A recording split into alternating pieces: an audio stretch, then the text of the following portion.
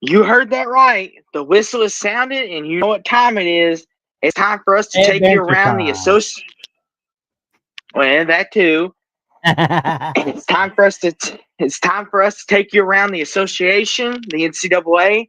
We'll talk about all the biggest games of the day, the smallest games, and boy oh boy, when there's a sloppy slate, as you say, Jackson, upsets happen. And one of them, I'm very happy that took place tonight. I still can't get over it, but we'll get there in due time. We'll have our moment later. But Jackson, how was the bye week? Did you enjoy some football? Happy week 10. And how are you, my Been friend? pretty good. It's been pretty fun bye week, but one of my dreams got crushed, and I'm hoping Yeah. I hope my other Christmas wish didn't get crushed either. But we'll get to that in a second. Yeah. There's a lot of dreams crushed today from a lot of teams, especially a one that, well, the one dream, Jackson, that always gets crushed is Mm, Penn State, Ohio State. God, Penn State, like, they lost again. Like, they can't get it done. Like they have not beaten a top 10 opponent or a top 5 opponent at all in the 21st century, with the exception of once, and that was, ironically enough, against Ohio State in 2016.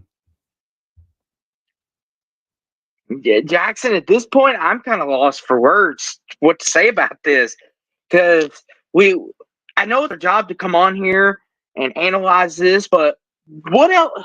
What is there to analyze? Penn State loses this game every freaking year.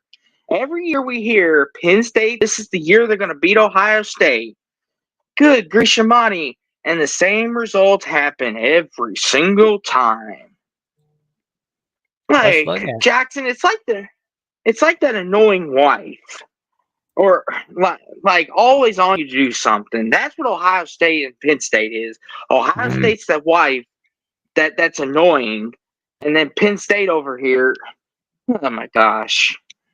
Go ahead, good buddy. It's so They wrong. I piss mean, me off. the third down efficiency. Let's look at it. 3 out of 11 third down completions were completed by the Nittany Lions. That's bad. That is horrible. Hmm. And the play calling at the red zone by James Franklin, that was terrible. It was utterly disastrous. And when that pick six happened in the first quarter by Penn State, I actually thought, I think they can pull this off. I really can. Hmm. But they don't. They don't. Oh my God.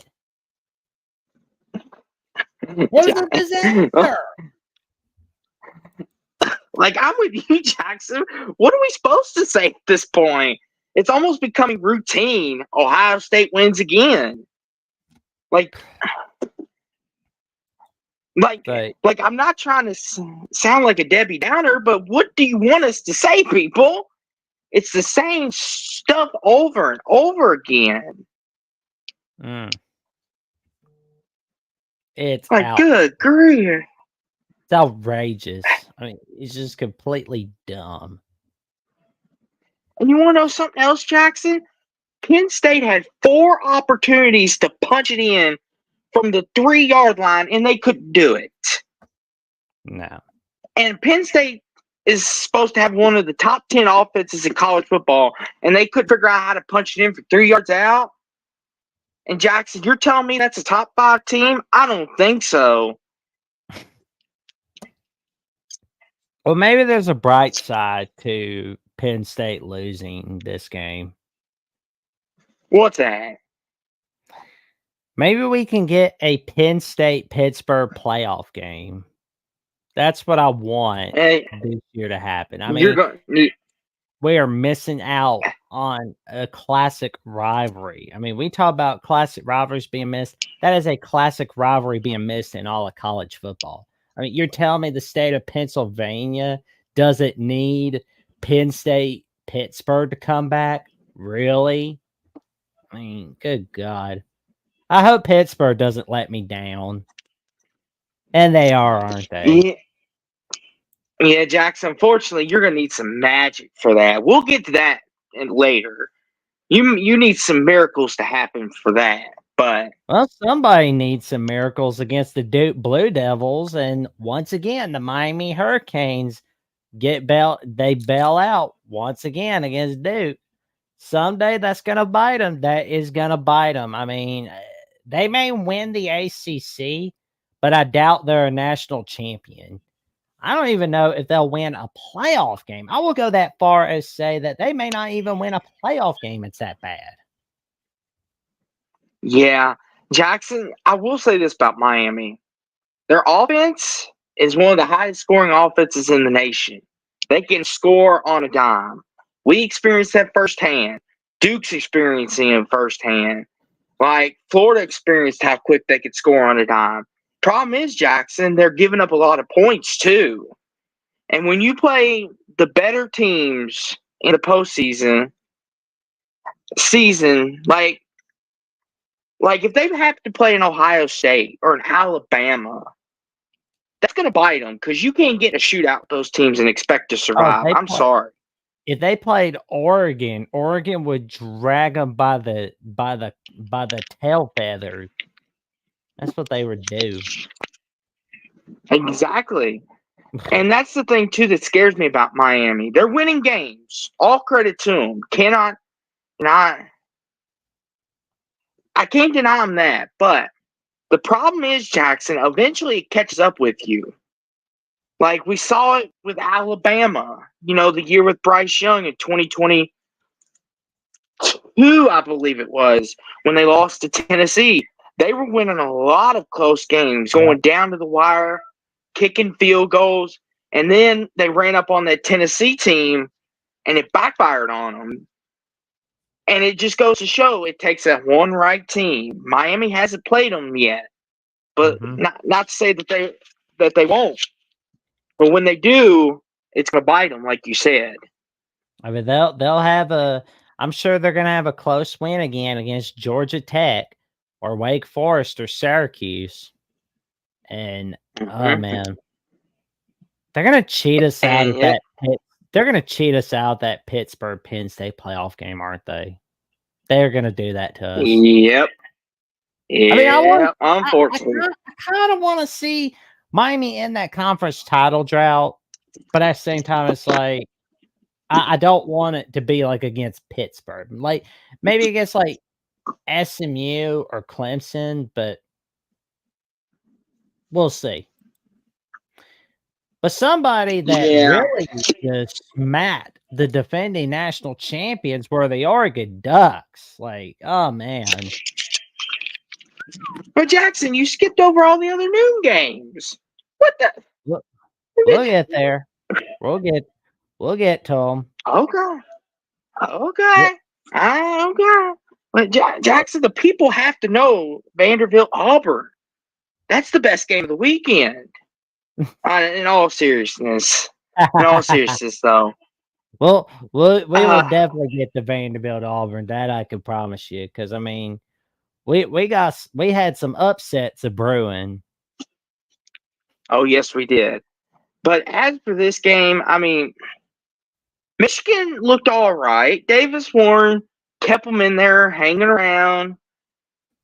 But then Oregon showed their dominance and was able to take over and win. And Jackson, I don't know what it is with them and Alex Orji, but when the game's on the line, he's running quarterback when Davis Warren has been playing a pretty good football game. Like, I don't understand their mindset with that. Like, if Davis Warren's getting you to this point, why are on 4th and 5? Why are you putting Alex Orji in a quarterback instead of Davis Warren? Explain that to me, Jackson. I don't know what's going on in that quarterback room, but honestly, what Michigan needs to be doing is looking at the transfer portal, and they need to just not just look at the transfer portal, but pretty much go out and look for a quarterback on the recruiting trail. I hope they got one. And yeah, and our buddy Clint Mose says left March channel for real college football show. Just kidding. I appreciate it, man. But I will tell you though, Mark Rogers is the go-to in all college football. Like we're a go-to as well. But I mean, Mark Rogers now, he is the go-to. Mm-hmm. And Clint Moses says, I picked Louisville and SMU. Hashtag go cards. Hashtag pony up Dallas. Oh, we'll get to both of them later on. Oh, We'll get to them both of you later on.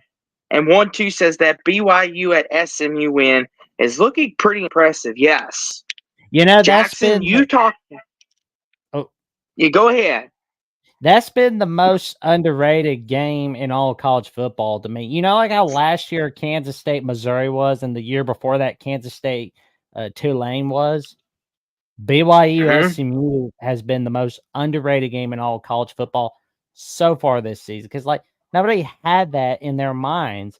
I mean, I know I'm thinking about because I'm thinking about, oh, well, 1980 Holiday Bowl where BYU is making that humongous comeback against SMU.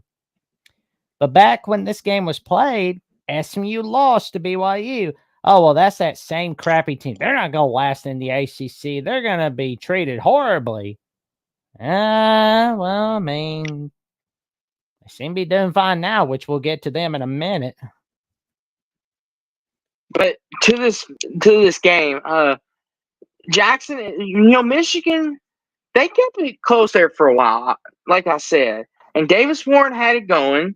But like we said, there's a difference between, at this point in the year, we separate the teams, the great teams from the good teams to the mid teams to the bad to the ugly. And Oregon's the team that we call great. Some may even say elite. Some may even have them picked as our champions. And they showed it today. Like Michigan hung, even without their best corner, Will Johnson. But then Michigan's play calling and indecisiveness got in the way once again, and then made stupid play callings down at the goal line, put Orgy in on 4th and 5 when everybody knows Orgy's not going to throw the football. Yeah, and Oregon just took advantage of that. Like the score is very deceiving. It was a very close game for a while, and then it just Michigan and their dumb play calling. Hey, Jackson, if I'm Sharon Moore, you better get to a bowl game. You better, or else it might get ugly. I know there's certain Michigan fans that are already like ready to boot him out. Like, and Clint Moses says Michigan is mid. Coach is the fall guy for scandal. Oh, okay. I remember like one time, I had a relative like, give me a stink eye like when I was younger for saying Michigan like that, where I said Michigan. It's like, that's not how you say Michigan. I was like, well, that's how Reese Davis says Michigan. I mean, works for him. He's doing just fine. Yeah. But Jackson, I think what this shows is, Jackson, is a lot of people may disagree with me, but I think Oregon's right now, I think they're my favorite to win the whole thing this year. I really do, because no team has been able to slow their offense down. Like even Ohio State, they gave up 32 to them. Like Oregon is a well-oiled machine. There's not a team out there, I think, that is more. I won't say Oregon's more complete, but Oregon has the best offense, and they have a solid enough defense that they could go far.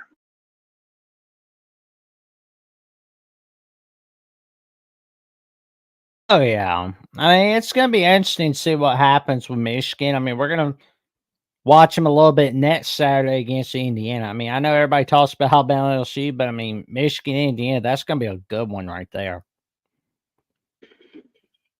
Jackson, I know you still have high hopes for Michigan, but Jackson, they're dead in the water like a fish, good Oh, buddy. yeah. Yeah, I mean, 2024 is over for them. But, I mean, all they can really do is get momentum going for 2025. I mean, and here's the thing, too. Jackson, Michigan can still make a bowl. It's not out of the possibility. But like we say, when you're at Michigan, you're expected to win 9-10 games, no less. Well, I mean, like, I understand people being mad at Sherrone Moore. I mean, he is going to have to make staff changes, but it's his first year, not his fourth year. You know, it's... No, I I agree, Jackson. Not to cut you off, I agree. But we live in a world, Jackson, where it's win, win, win now, or you're fired. I know, right? It's like, I hate that.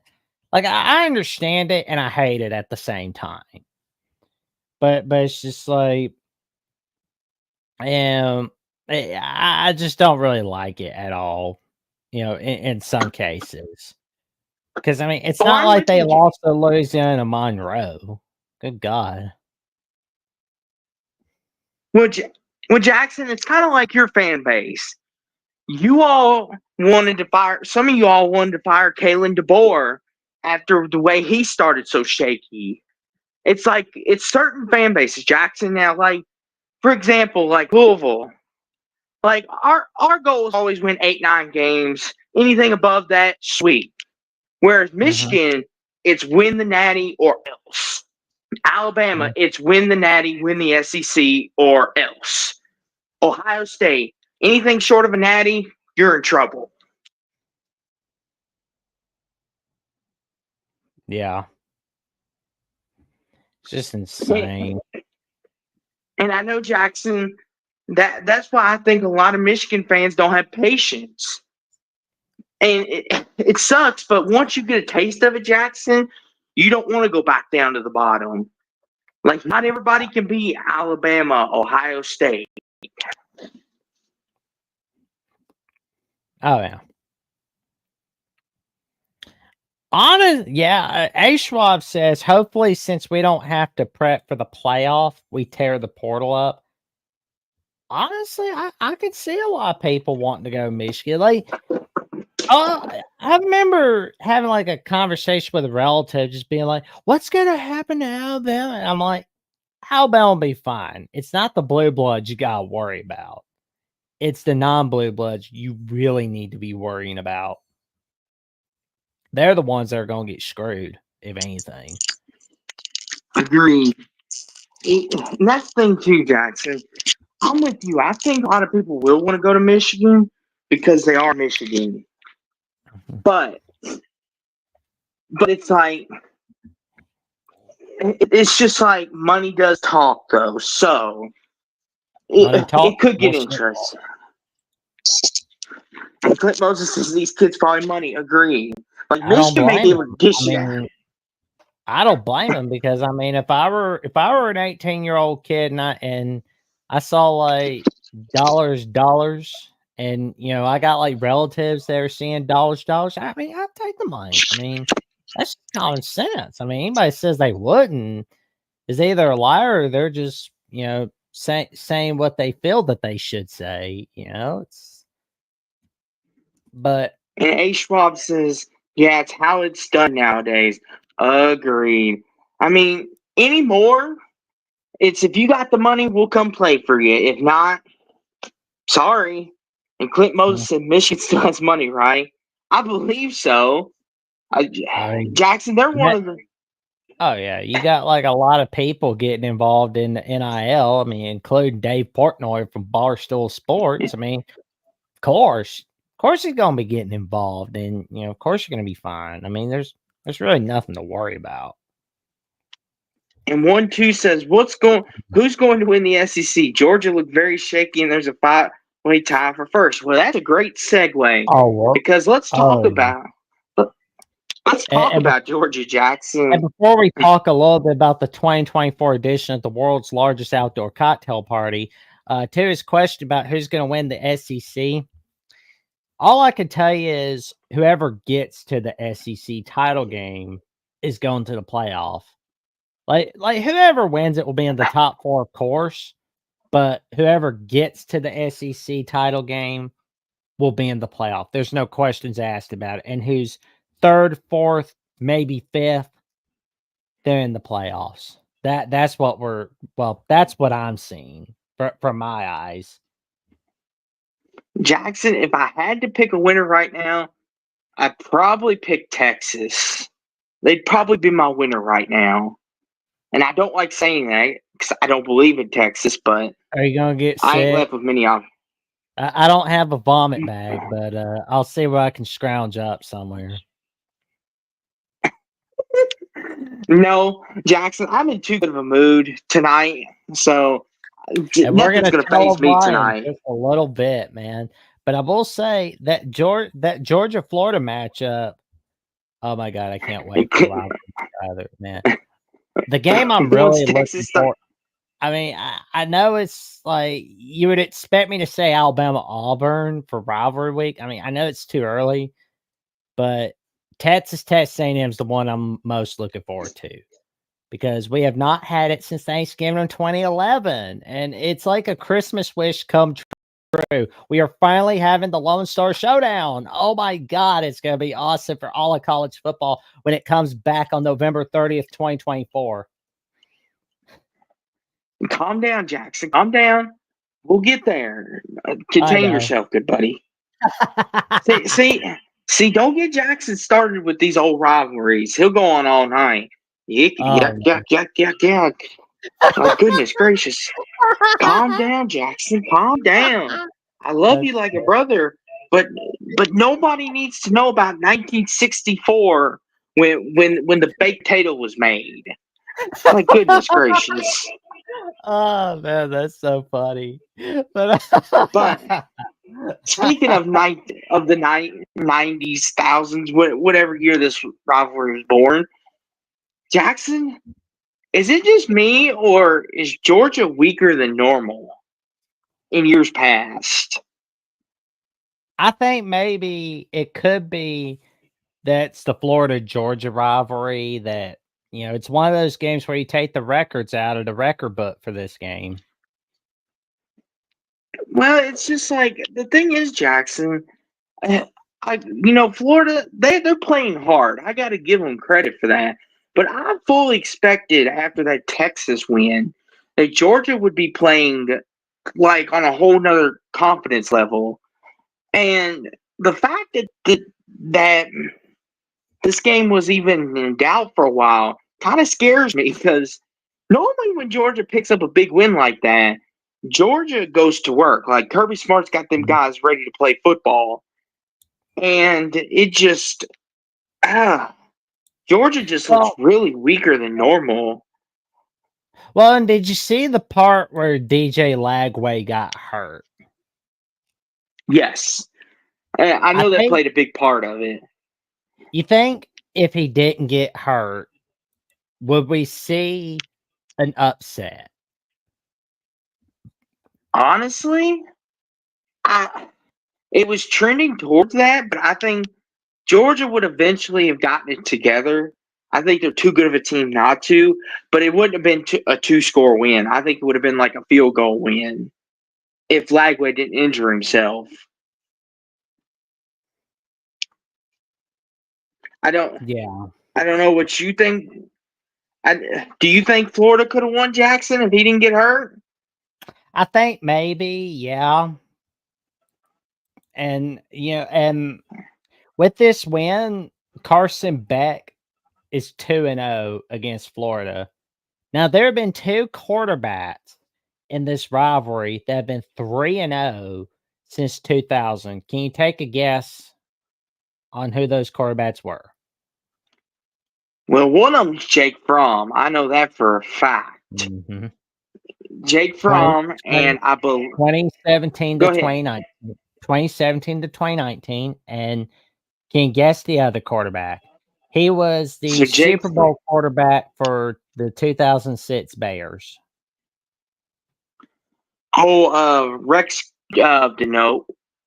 Wasn't Rex Grossman, was it? 2000 to 2002. Okay. Yeah. I knew Jake Fromm because they didn't beat Florida while he was there. And then obviously Grossman, I had no clue about. But yeah, that's kind of interesting. And Jackson, here's a little nugget for you that I don't even think you know. Okay. So Jackson, you know the last quarterback to throw 3+ interceptions in consecutive games and win? Ooh, who's that? Peyton Manning. Carson Beck in 2 consecutive games has thrown 3+ picks and won both. Only other quarterback to do that in SEC play is Peyton Manning. And that shows Crochet you how learned from the good. master. Love it. Well, Jackson, that I don't know if that shows how bad the other team is or how good Georgia still is. That you could throw 3+ picks and they still win. Like any other team does that, Jackson, they're getting their butts handed to them. Georgia throws 3 picks. Carson Beck throws 3 picks, and Georgia still wins by multiple touchdowns. Go figure. Yep. Yes, sir. But one game that was basically a little boring on the SEC network was Tennessee, Kentucky. I mean, ugh. Kentucky's disgusting. Wait a minute. Wait, Jackson, wow. What? Why are we going to the night games, good buddy? I know I love that you're basking in Kentucky suckiness, but good buddy, people want to hear about this Vanderbilt Auburn. I'm telling you. Vanderbilt's the story of the season. Come on, Jackson. We got to stay in order. Goodness gracious. I think Indiana and BYU are more of the story of the season. I don't know. Vanderbilt making a bowl is pretty good, but Vandy was just a trending topic for Instagram when they upset Alabama. That was it. True, and then took the goalpost all the way down the river. But if you want, because to talk about, I feel generous, we will talk a little bit about Vandy Auburn, and it's the first time in school history that Vanderbilt has beaten Auburn in Jordan Hare. The previous times that Vanderbilt has beaten Auburn were all in Montgomery, Alabama, or Birmingham, Alabama, or Nashville, Tennessee, including that monumental visit from College Game Day in 2008, where Vanderbilt defeated Auburn. But now, with this victory, Vanderbilt is bowl eligible in the 4th season of Clark Lee. And Diego Pavia, the quarterback, is now 3-0 against Hugh Freeze. Well, let me ask you this, Jackson. How much of this do you think is Diego Pavia's doing, and how much of this is Clark Lee's? For getting Vandy to bowl eligibility. I think honestly, it's a lot of Diego Pavia, but here's a key component that you're missing: Jerry Kill. Mm-hmm. Jerry Kill is on that coaching staff as an analyst, and he came with Diego Pavia to go to Vanderbilt. And last year, Diego Pavia was quarterback for New Mexico State last year. And New Mexico State had that monumental historical season. And guess who was the head coach of that team? Jerry Kill. Jerry Kill. Mm-hmm. So there's a underlying hero that no one's talking about, and that being Jerry Kill. Without him, Diego Pavia is not here at the moment. That's for a fact, Cowboy. Like, he's there as a consultant.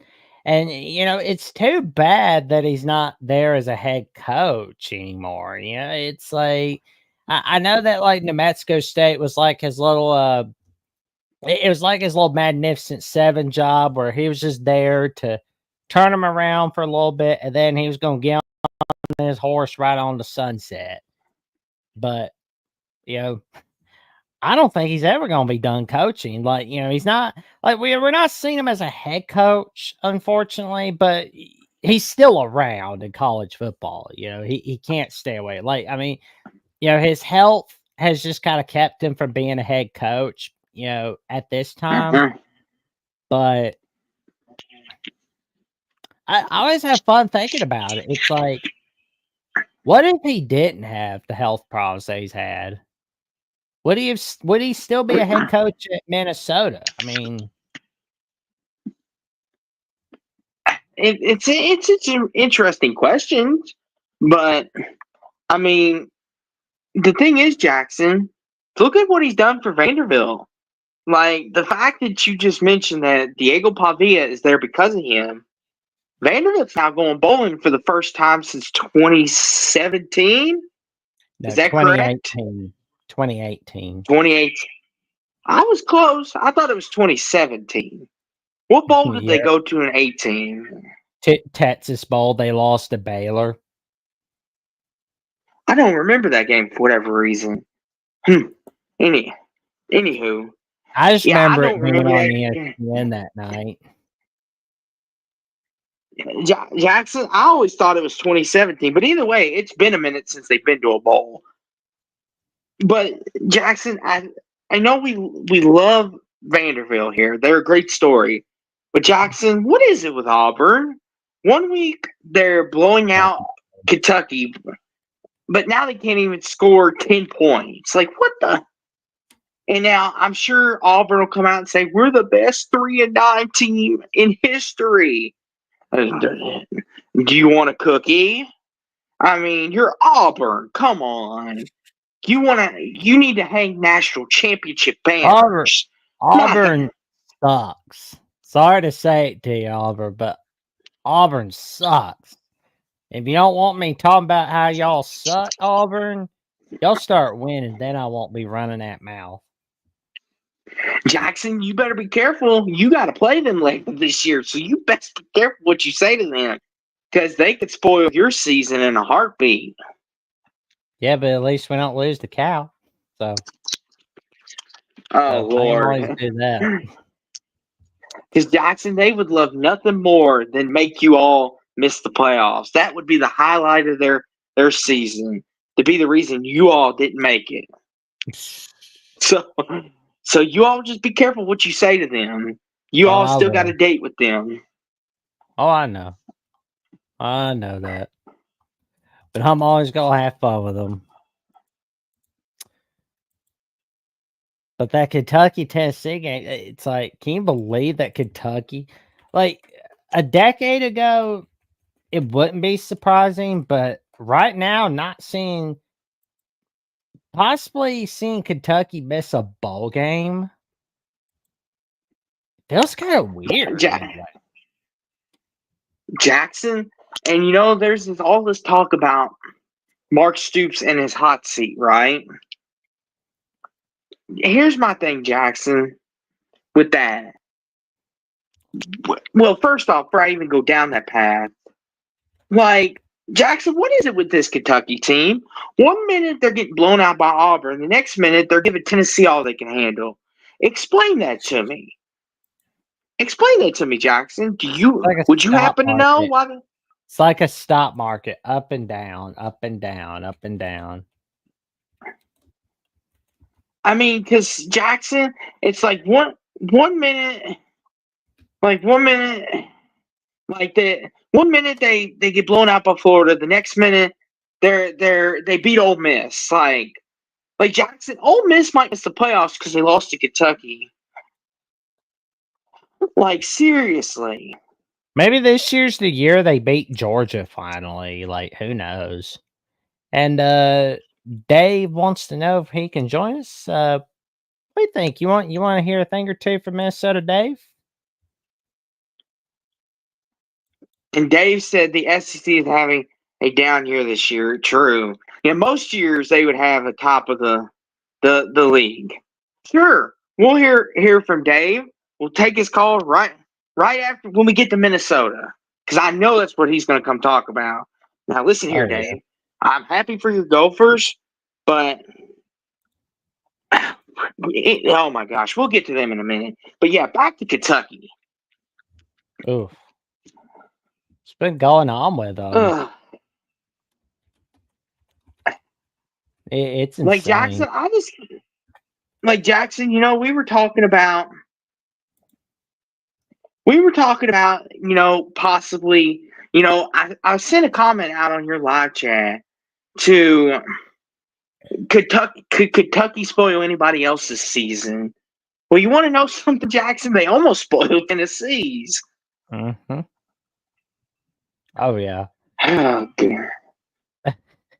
And join us tonight is Minnesota Dave for tonight's show. How you doing tonight, man? Oh, here we go. Uh-oh. Oh, here we go. Yeah, there we go. How you doing tonight, man? I'm doing good. How are you guys tonight? Oh, we're doing pretty good. I'm glad you can join us, and congrats on finally making history against Brett Bielema today. Oh, that was great. That was great today. Much needed win. It was exactly the way the game we thought it was going to be. You know, God, it was nerve-wracking at the end. I'm surprised they went for a fake field goal or no, fake punt. Oh, fake punt. Yeah, we saw that where it's like guy was short. He was I'm just kind of up. like, that's something that you would do maybe on a 4th and 7 or a 4th and 5. Not in I just not when you're behind the sticks. Oh yeah. I'm just kind of like, really, because you're putting yourself another 15 yards back for the punter, and then the punter has to start running, and how fast is he? I guess Oh not yeah. that fast.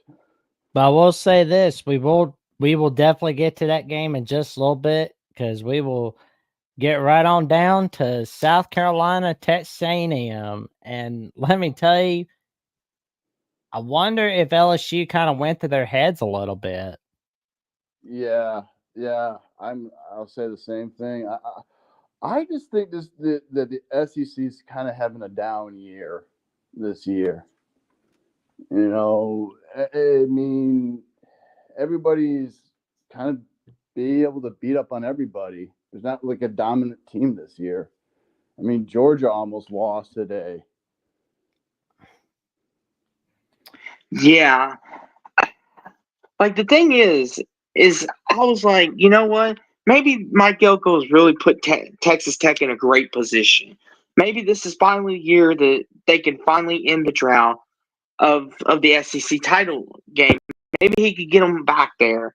And then it's just like, what kind of performance was that? Like, and I know some people said that maybe it was because LSU didn't have a game plan for the running quarterback. And then South Carolina kind of was like, okay, we need a game plan for him now. Like, was that it? Was why? Because that was just a bad performance all around. Like, they weren't prepared. Yeah, A&M just looked like they looked really out of place today. They look like the A&M that we thought we would see a couple of years back. They just look so. I didn't really see all the game, but just looking, I kind of just game cast the score because I was kind of watching some other games. But man, that was not a good performance by A&M, and they pretty much have to win out until to make the playoffs. Yeah, and what was really frustrating about it was Texas A&M went forward in their own territory down 7-0, and they didn't get it, and then South Carolina goes up 14-0. And I'm thinking to myself, that's how you give teams the game right there. It's only 7-0. Exactly. Why are you going for? Why are you going forward in your own territory and it's the first quarter? It's not like you're playing a potent offense. Go ahead, Dave. Yeah, I mean, the big thing about that type of stuff, you can do analytics all you want. Momentum is momentum. You don't give momentum to another team. You can crunch the numbers all you want. Momentum is no momentum. I mean, Texas Tech almost gave the game away to Iowa State doing the same dang thing. Yeah. Heck, Illinois went for it on. That's way, way, way later in the game. I shouldn't never said anything because they had to kind of go for it. But Man, that you just don't give momentum to another team. And that that's momentum came it. from that game, that tying field goal to end this first half from South Carolina. And after that, they scored 24 more unanswered points against Texas A&M. A&M did not score a single point in the second half against South Carolina. That was That bad. to me is really bad. That's just bad coaching right there. Here- Not getting ready, not doing anything. Here's my thing. With South Carolina, they're 5-4. I think they're the most 5-4. They're the most competitive 5-4 team I ever think I've ever watched in my life. I've watched a lot of their games this year. Like they're hanging with LSU. They almost upset Alabama if it hadn't been for the pick at the end. And then tonight they pick off Texas A&M. They're like one of the more competitive 5-4 teams I've ever watched. Like most 5-4 teams, you're just like, okay, you beat this. Like they're playing some of the best competition that this conference has to offer, and they're either beating them or taking them down to the very end. Yeah. Congratulations to your Cardinals, man. Big upset for them. Oh yes. I'm still on cloud nine over that. Like There the we streak is go. over. The curse is broken. But Jackson is trying to keep order. Go for it, good buddy. There we go. We'll get to him in a minute. Yeah, because and I gotta say, what is it that I've been saying about Shane Beamer, Austin? That I think he's a great coach, just like his daddy. Yes. And I Yes. think that if South Carolina doesn't do what everyone else says they ought to do or what the media says they ought to do, I think they should just stick with him no matter what. Well, I can tell you right now, games like this, like tonight on Saturday Night Football on ABC, are why. They should definitely make sure to stick with Shane Beamer. I mean, they may not get Natty or any of that stuff, but they can have some similar magic to what they had with Spurrier with Shane Beamer. That I can personally guarantee. The only problem they'll have with Beamer is whether he'll consider leaving South Carolina or not. But I don't know. I just kind of feel like he'll stay at South Carolina, just like how his daddy did at Virginia Tech. I could see that, honestly. As for Mike Elko, I mean, Mike Elko, as you say, he's done a pretty good job this season, Austin.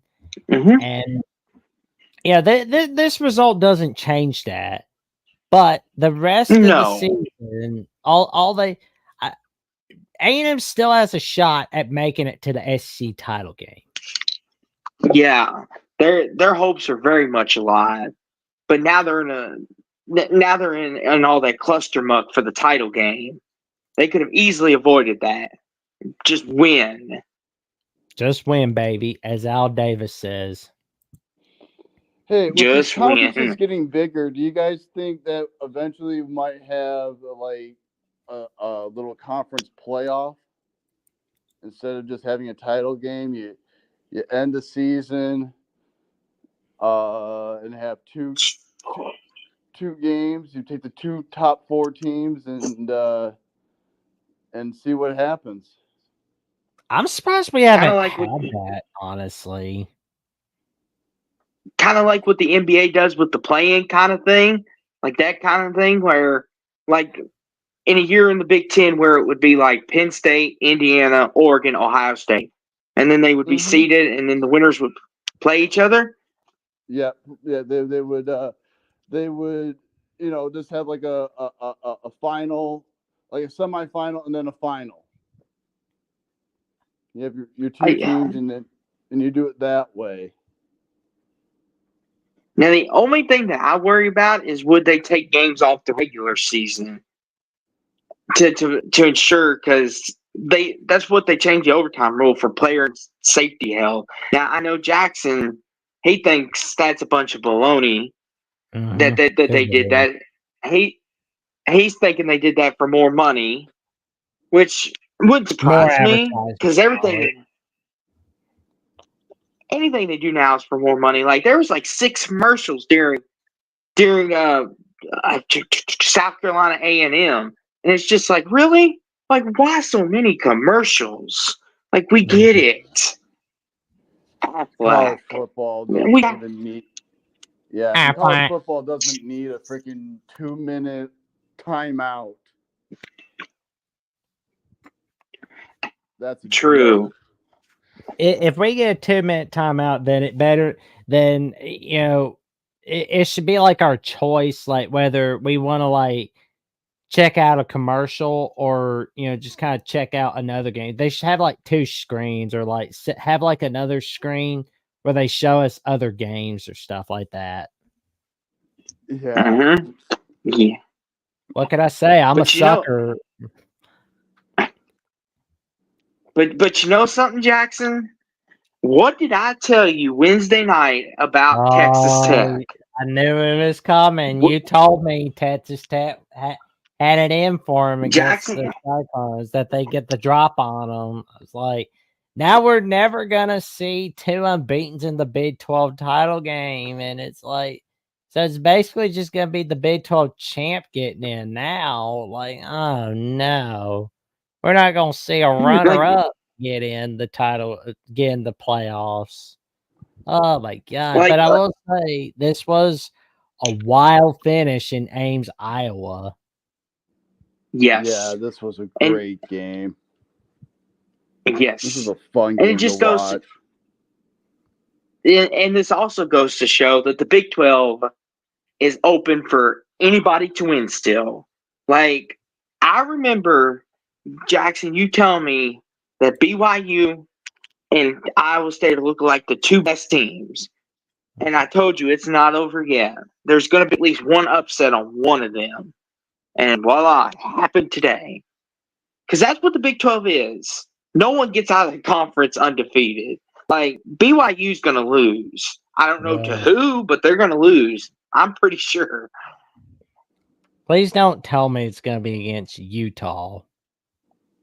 Oh, you would know this, Jackson. When's the last time the Big 12 champs made it out undefeated? You would probably know that. Let's see. I know Oklahoma didn't. No. I mean, that's TCU obvious. didn't. No.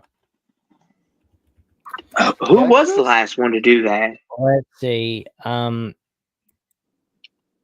think it was Texas from 2009 until they lost in the national championship. But wasn't Baylor also undefeated at one point for a while? Give me a year. I think like 2000, really close, like 2015, 2016. 2015. No. They were unbeaten till they played Oklahoma State, I believe. All right. And then no, they lost to Oklahoma. Then they beat Oklahoma State, and they lost TCU on Black Friday, and lost to Texas on championship week. I know the last closest one we've had was Baylor 21, I believe, when they fumbled at the goal line, because they would have made the playoffs, I think, that year if they had won. Was it Baylor or Oklahoma State, Jackson? No, Oklahoma State. I know Jeffrey brings it up. Oklahoma State lost to Baylor in the title game, because I should know the Sean McDonough puberty voice came out of that game. Okay. So Oklahoma State almost made it out. But yeah, they're like the Pac-12. No one ever makes it. Yeah, but Oklahoma State lost another game. That was Iowa State that year. I was thinking they were undefeated going to that, but yeah. Nope. But yeah, Jackson, Texas Tech once again rears its head. They're another team. Like, 1 minute they give up 59 to a Baylor team that we all think is not very good, and then they get a top 10, top-notch road victory. Like, only in the Big 12 is that a possibility.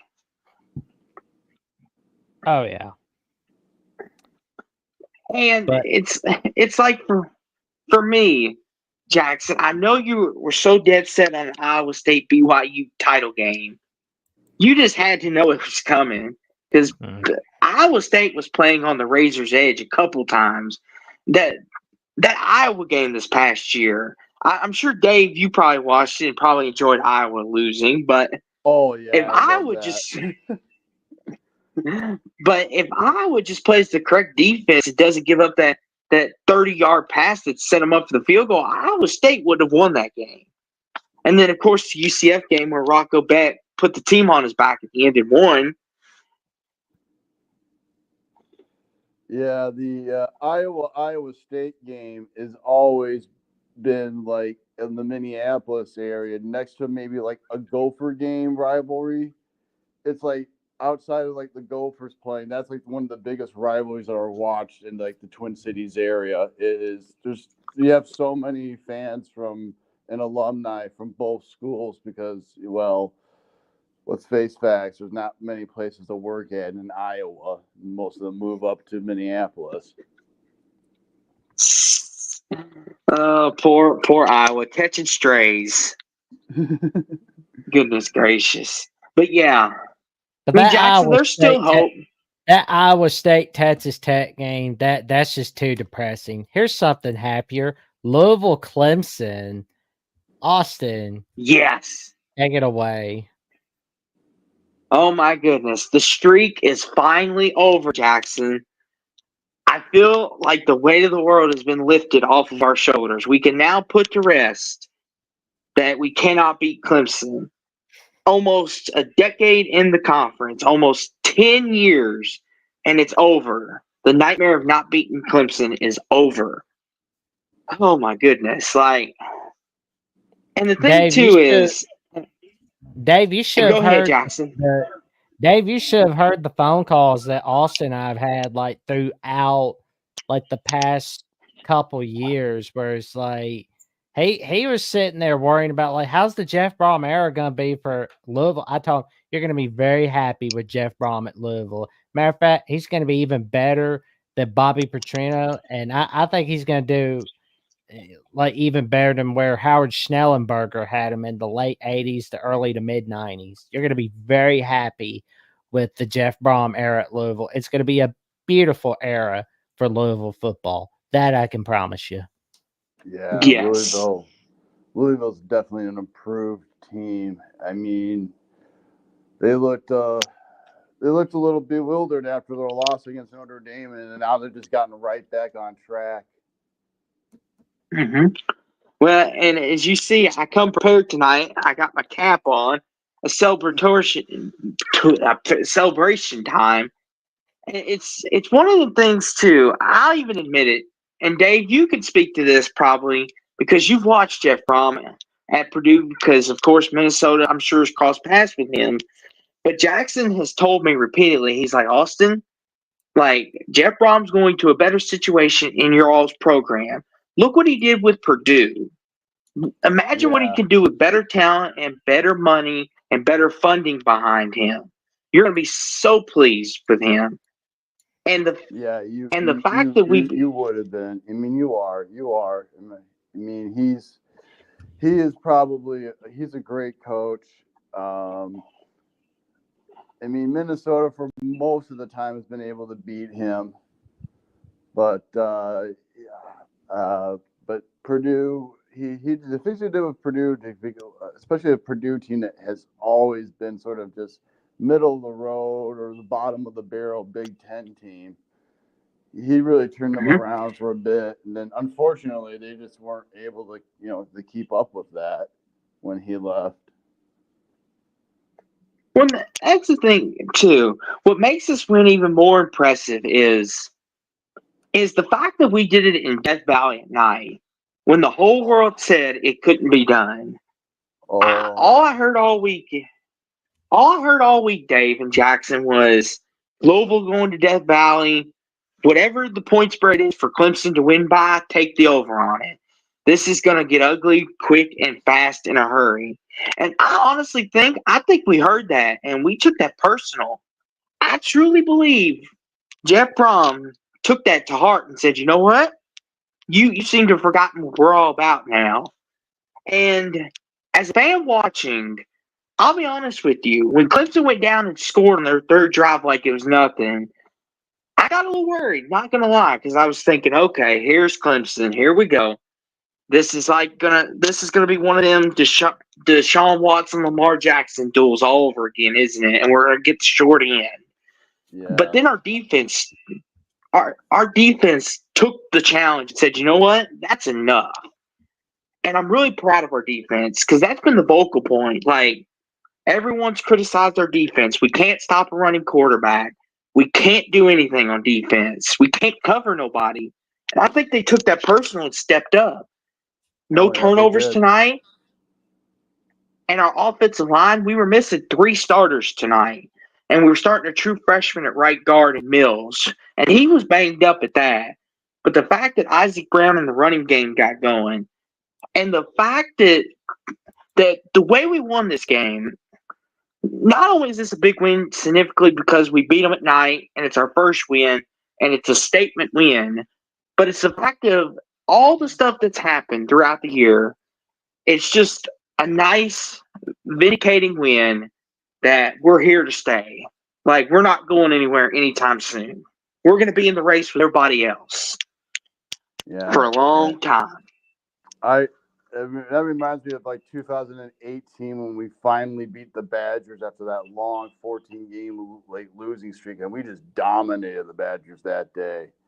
There was just no way that Wisconsin was going to win that game in 2018. Yeah, that was, hopefully now you can start, beating Clemson a little bit more instead of not going that long without beating them, because those are painful when you go for a long time without beating a team. Believe me, I've been there. And here's the thing too, Dave, and you understand this. We're both programs, like, we've always been considered like good in the pantheon of college football, like good to some years great.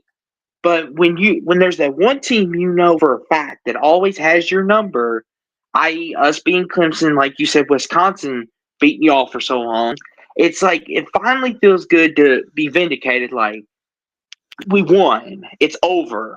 The weight's off our back now. I feel now that that's off our back, there's nothing we can't do. Yeah, that's a big thing.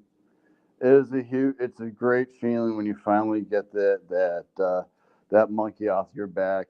It's been bothering you for years.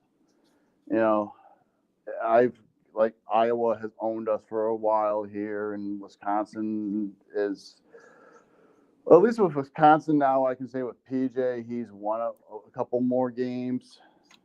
But now the Iowa drought has sort of started. We've only won 1 game since PJ's been here against Iowa.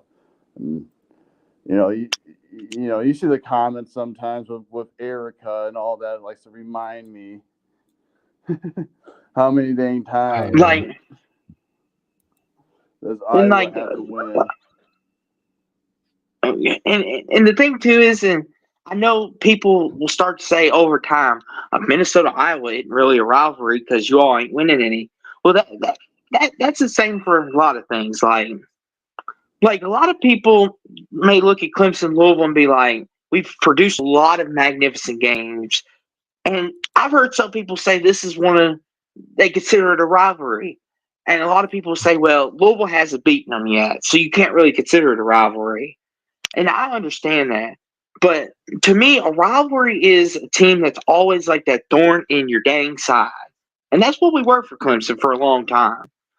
And I feel like that's what Iowa and Minnesota is. You may not beat them, but you're always going to give them a game, even at your worst. Yeah. And that's the big thing.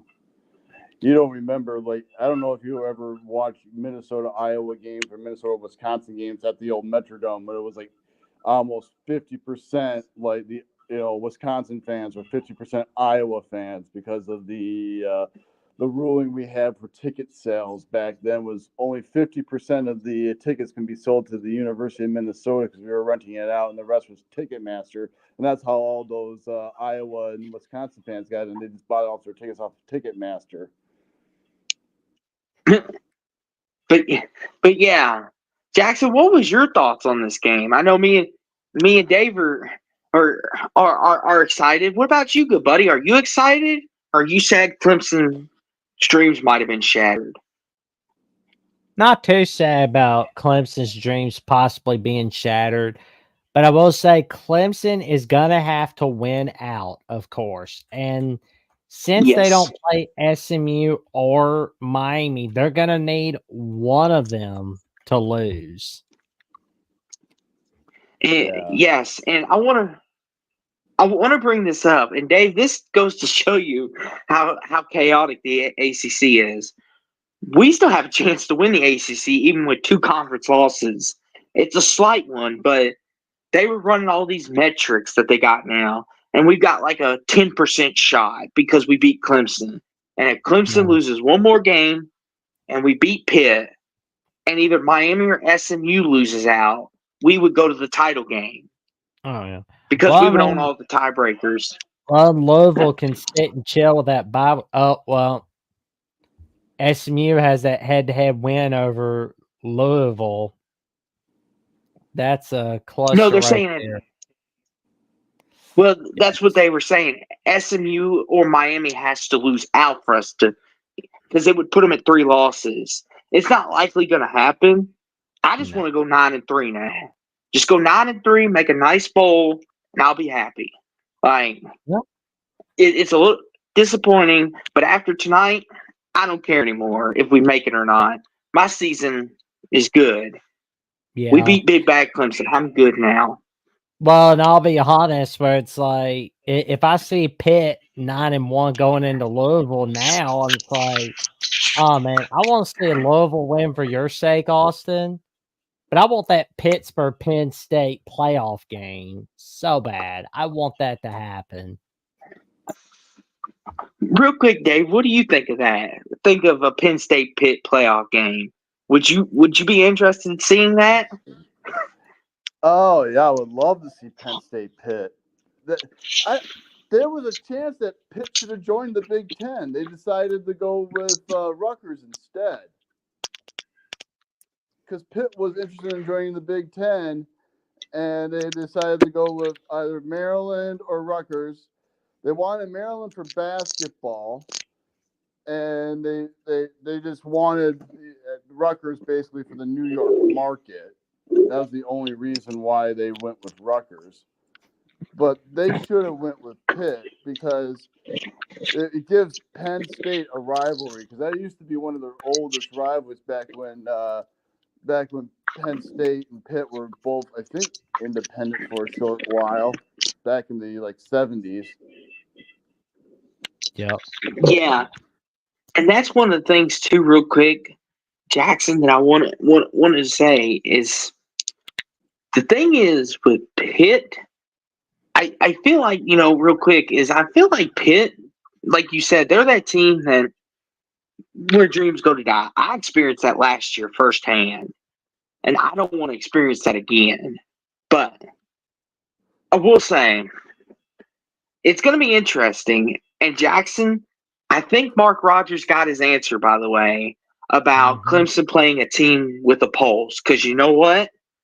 We're someone with a pulse, and look what happened. We just showed the whole world that don't take us lightly, or it's at your own risk. Did anybody check out the Peacock app by any chance today? For a short while, I did. My cousin, his daughter goes to Michigan State, and she's a cheerleader.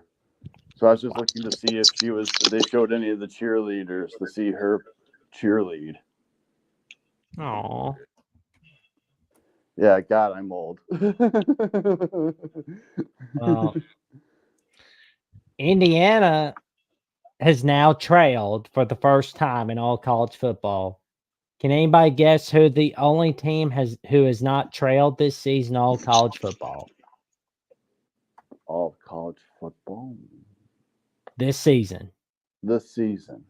Mm-hmm. They're in the AAC, and they were on CBS today.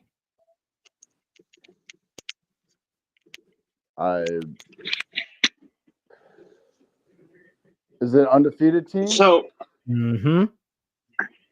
All right. Undefeated team in the AAC. Oh, Army. Yup.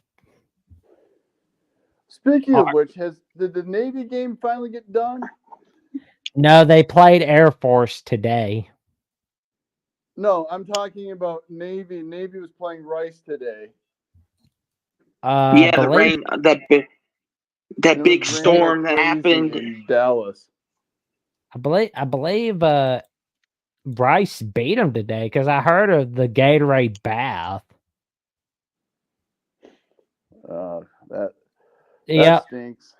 Yeah, Bryce won 24-10, but so it is what it Jackson, is. I know we've moved past it, but I gotta say this because I forgot to say it, and I can't let this go unnoticed. But Jackson, you want to know the last time Clemson's lost a night game in Death Valley? Oh, it's got to be in 2011 against Georgia Tech. Almost 11 years ago. We're the first team 11 years to beat them. Oh yeah, that was against Florida State, 2013, October 19th on ABC. And College Game Day was in town. Bill Murray, Ghostbusters himself, was the guest picker that week. Like I didn't mean to bring it back up or sound like I'm bragging too much. I just thought I'd bring that up too. That's all right. We made a lot of history tonight. But go ahead. I'm just making sure I got that memory bank organized. If College Game Day ever came to Louisville, who would you have as the big guest announcer? It's between probably two people, probably Lamar Jackson or Teddy Bridgewater, I would guess, because they're our two most famous. As far as actors, I don't know really any big actors that have come out of our. Is there a way you can summon the ghost of Johnny Unitas to come on College Game Day? Or how about the ghost of Hunter H. Thompson or the ghost of Ali? I love that. The ghost of Muhammad Ali. I love it. Yeah, if Muhammad Ali was still alive, he would probably be a great guest picker. But yeah, those would be my two guesses, Dave. Either Teddy Bridgewater or Lamar Jackson. No Tutu Atwell? Maybe. I wouldn't be too upset at it. Or him or Parker, Jabari Parker. Him or maybe, or as long as it's not Rick Pitino, I'm good. I'm still upset that he went back to Kentucky. By golly, but yeah, we're getting ready to mess around with those strippers in the back room. Oh gosh, Jackson! Jackson, you're fired. Get out of here. You're fired. Me and Dave are running the show now. But you know, he's trying to ruin my moment. Well, Rip Pitino's not there. Bobby Petrino's not there. All that bad karma has been washed out, and it's smudged away, and the good karma fairy has blessed the University of Louisville with good karma. But yeah, to your Indiana game though, all I saw was 10-0 early. 47 unanswered points. They smashed Michigan State. And one question, was it premature having Indiana, Michigan State on the top 10 list for week 10 at the Voice of College Football? Jackson, I was in the foxhole with you. Looking at it now, I know you're supposed to do it by ratings and everything, but you might have should have put Louisville Clemson on there at this rate. But yeah. I'm back at it again. But in all seriousness, there was potential for upset there, of course. But Curtis Rourke, he played through injury. And once it got 10-0, I was like, uh-oh, is the real Indiana finally going to show itself? Is the Indiana back to what we used to know them as, the team that could never sustain success? And then they were like, okay, we're mad now, but let's run up the score on them. Win this game. Oh, wow. Yeah, you did. I want Sparty. Yes, you did. I think you went 24-17, Dave. I think that's what you told us. Oh, no, or was it 24-20? 30. Oh, yeah, you picked a shootout. Mm-hmm. I mean, they looked good for a minute, and then Indiana's like, okay, that's enough. Yeah. Indiana's going to have a nice, easy time. I think. Well, they have Michigan next. I think that's their next game, and then I think they have a bye, and then they go play the Ohio State Buckeyes for the actual chance to maybe even make the playoffs without winning the Big Ten. So they have to have that win against Ohio State, in my opinion. Yeah, I know a lot of people are saying. I know a lot of people are saying, Dave, 11-1, Indiana's lock, and I've even said Jackson has been like a big Indiana guy. He's like 11 wins, they're in, they're safe, no problem, even if they don't beat Ohio State. And I'm thinking, I know we've had some big upsets today, and that's really going to shake the field up. But that Ohio State win is going to really what saves their bacon, so to speak, because they have no quality wins. Yeah, that would be the biggest quality win by far, because unfortunately Michigan is sort of still under rebuilding year. They're going to have a rebuilding year for this year. I mean, Michigan can be lucky if they win 8 wins this year. And of course, Purdue. Well, as we all know, this isn't Jeff Brom's Purdue. This is Ryan Walters' Purdue. But and the wacky Big 12 strikes again. Willie Fritz is bringing some momentum for Houston, though. Yeah. Yes. And here's the thing: the bowl eligibility. Houston is. See, here's the thing.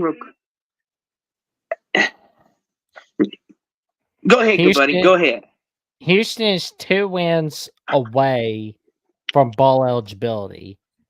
Their remaining schedule is at Arizona on November 15th, Friday night on Big 12 After Dark. It's at Arizona, of course. They got Baylor coming to their hometown on November 23rd.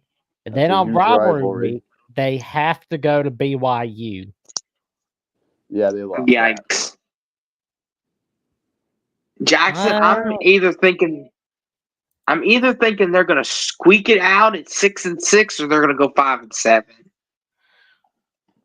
Well, I mean, they're getting some momentum set up for 2025 and 2026.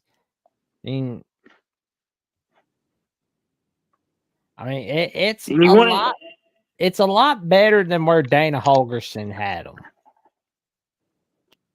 Yes, I agree. But Jackson, here's the thing with Houston. I feel like Houston was a team that when they were brought into the Big 12, I feel like they brought them in for their basketball side of things. I really do. Because their football program is it being nice by saying they're a middle of the road pantheon, the pantheon of the sport? Would that be fair to say about Houston? They're about middle of the road. They're mid. They're not terrible every year, but they're not great either. Would that be fair to say about them? They were better off when they were in the American Athletic Conference. I was thinking more like TCU, maybe, because like TCU did very well in the WAC, Conference USA, and the Mount West. Then they joined the Big 12 to kind of get back into a power conference. I feel like, Houston will be fine in college football. Because, hell, they were able to get a Power 5 coach to be their head coach when they were in a Group of 5 conference. Now that they're in a Power 4 conference, I think they'll be fine. And to your point about how they were only added as a basketball school, I think it was a little more than that. It was to just kind of make sure that they had enough Texas schools in that conference. I think that's why. It could be too. I miss the old SWAC. I know, right? That was such a great conference, all the Texas schools and Arkansas being a part of it. That was such an interesting conference. But once again, I got to say this, but once again, guys, Chris Kleiman strikes again. A game that he shouldn't lose, he loses. He does it every year. We thought maybe the BYU game was that one game, and then we come to find out BYU's actually a legit team, and now they lost to Houston. Go figure.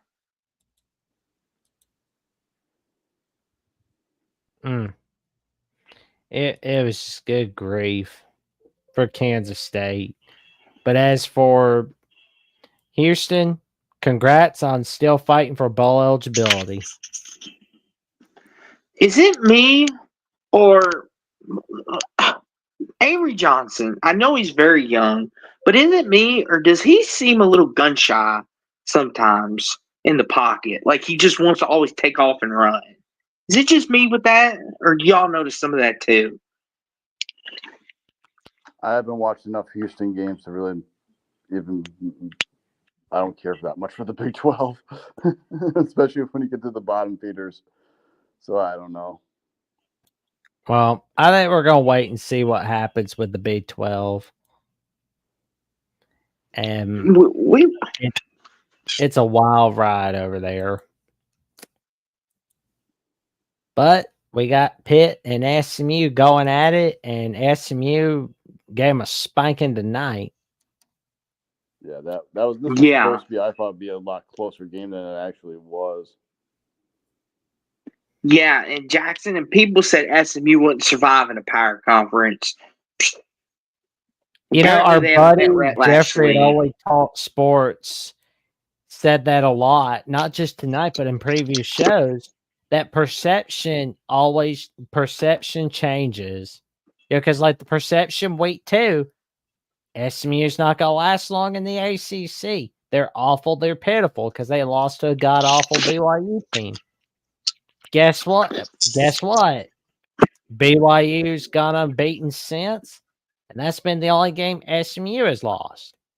And we look at both schools, and like, let's be honest. On Friday, September 6th, we were watching either the Packers, Eagles in Brazil on the Peacock app, or we were watching Kansas, Illinois. Now, I mean, a college football sicko as myself, I was making sure I was finding a way to flip between both games and trying to watch the NFL game. And I know there's plenty of other sickos like myself. And I know my good buddy Austin, who's right next to me, was watching all of them. And Dave, I'm sure you were watching all of them. Oh yeah. I love like Thursday night football games, and I'm usually always done with my hours for work have always been Sunday through Wednesday, because I work 4/10s, and I get off, and then I have just this long Thursday, Friday, Saturday weekend, and I don't have to come back to work until 5:00 in the afternoon. So Sunday, so I'm able usually always to watch the noon Monday the noon NFL games. So, but yeah, SMU ever since they made the quarterback change have looked like a completely different football team. They went from Preston Stone to Kevin Jennings, and this team's offense has been explosive. Like, they're scoring 30, 40 points a game. They're averaging near the top of the league too, like Miami is. Like, are we on a collision course for Miami SMU? That would be interesting. It's nice that SMU can finally pay their players and not get hurt by it. Oh yeah. Yeah, I mean, it's like when they got in trouble over it, they made it seem like that they did a bunch of bad stuff to children or something. Like it was like, good God. It's like, Well, they just kept on breaking the rules over and over.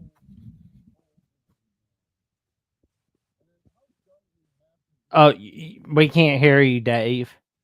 Oh, can you hear me now? Loud and clear. You were Okay. saying. You know, they kept on like breaking that rule over and over and over again. And how dumb do you have to be to keep on mailing the money using the envelope with your university on it? Get a blank envelope. Come on. I mean, it's like, yeah, I mean, you're paying a player to get out of a bad neighborhood, or making sure you're paying like his mother's plane ticket or something like that. I mean, okay, that's wrong, but I mean, a coach not like trying to, make a fake grade for a player isn't wrong. Come on. Like, good God. Like, Well, so the NCAA just doesn't make sense. I mean, I know I'm supposed to just be this guy that goes, they're right even when they're wrong, but I'm just not that guy. Sorry. yeah, the NCAA Yeah. loves to hurt the small guys and just gives little slap wrists to the big schools. Ugh. Believe me, our Yeah. basketball team suffered big time. And if there's ever was a program that deserved a death penalty, I don't think it would have been SMU. It's Penn State. Yeah. Covering up for a pedo does not look good at all. No. That is just Yeah. But on SMU though, this game was over by halftime. Like, I just kept getting alerts on my phone like SMU score, SMU score. And I looked at the halftime score and it's 31-3. And I'm thinking, good grief. Either we need to be on fraud watch for Pitt, or SMU's that darn good. maybe both. Yeah. But I really mean, hope that SMU DB AJ Davis is doing fine. I hope he's doing okay. yeah, that was scary what happened. And this is probably going to be a question that a lot of people are really thinking about. I mean, I'm just thinking about it because now that we see SMU's really winning in the ACC, are we gonna see Rhett Lashley consider leaving SMU for a better job? Are we gonna see a lot of bigger jobs in the Power Four try to snatch him away from SMU? It depends. I'm surprised that the Tulane guy hasn't been snatched yet. John Sumrall? Mm-hmm. He will eventually. I feel like Jackson and Dave, I feel like Rhett Lashley is one of them guys. I feel like he realizes what he's built and what his legacy will be at this program. And I feel like he may be there until he decides to retire. I think he's that kind of coach, in my opinion. That no money will drive him to another school. Well, it'll be interesting to see what goes on, especially with Rhett Lashley. I mean, maybe Arkansas comes calling and he decides, you know what, I want to go there. I don't know. Mississippi State. No. Well, no. How bad is that? I could see that. I mean, seriously, Mississippi State has always been, well, they're really down this year, but they've always been a middle of the road SEC school. RIP to Mike Leach, but Mike Leach had that program on the up and up. He was getting them back to at least a competent team, kind of like South Carolina, where they might not win the SEC, they might not win a Natty, but they were going to compete in every game and probably make a bowl game at 7-5. But then, unfortunately, his passing away, rest in peace, and now Mississippi State's just trying to recover. And they lost Will Rogers. I was glad to see Mississippi State beat Ole Miss that year in 2022. It's like knowing. I am too. Yeah, because it was like little did we know that it would be Mike Leach's final game as head coach. I don't even think he knew it. It's like, nobody knew it. None of us did. But it's like, I'm so glad that Mississippi State got that win. And matter of fact, I'm glad they got that win against Illinois in that bowl game as well in the ReliaQuest Bowl. That's funny about Illinois football. Like, they're always playing in a legendary teams, like in like a legendary coach's final game or like a legendary coach's final year. Like, it's always weird. Like, because I know they played Alabama in the 1982 Liberty Bowl in Bear Bryant's final game as head coach. And, like they played Mississippi State and Mike Leach's final year. And, they had Zach Arnett as the interim coach at that time. And it was like the last game as a Mike Leach team, so to speak. And they won. Yeah. It was, I'm glad they won for him. But like you said, Jackson, you mentioned Arkansas. Jackson, Ole Miss, Jackson, they didn't have no look ahead to Georgia. They did what they were supposed to. Yeah. That was an ass beat and a half. Yeah. We see Army got a W. Nice win for Army. They're alive for the G5 spot, or the G4, excuse me.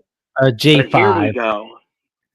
And G5. But here we before we let you take it away, it's funny that in perception, that's been the word of the night tonight.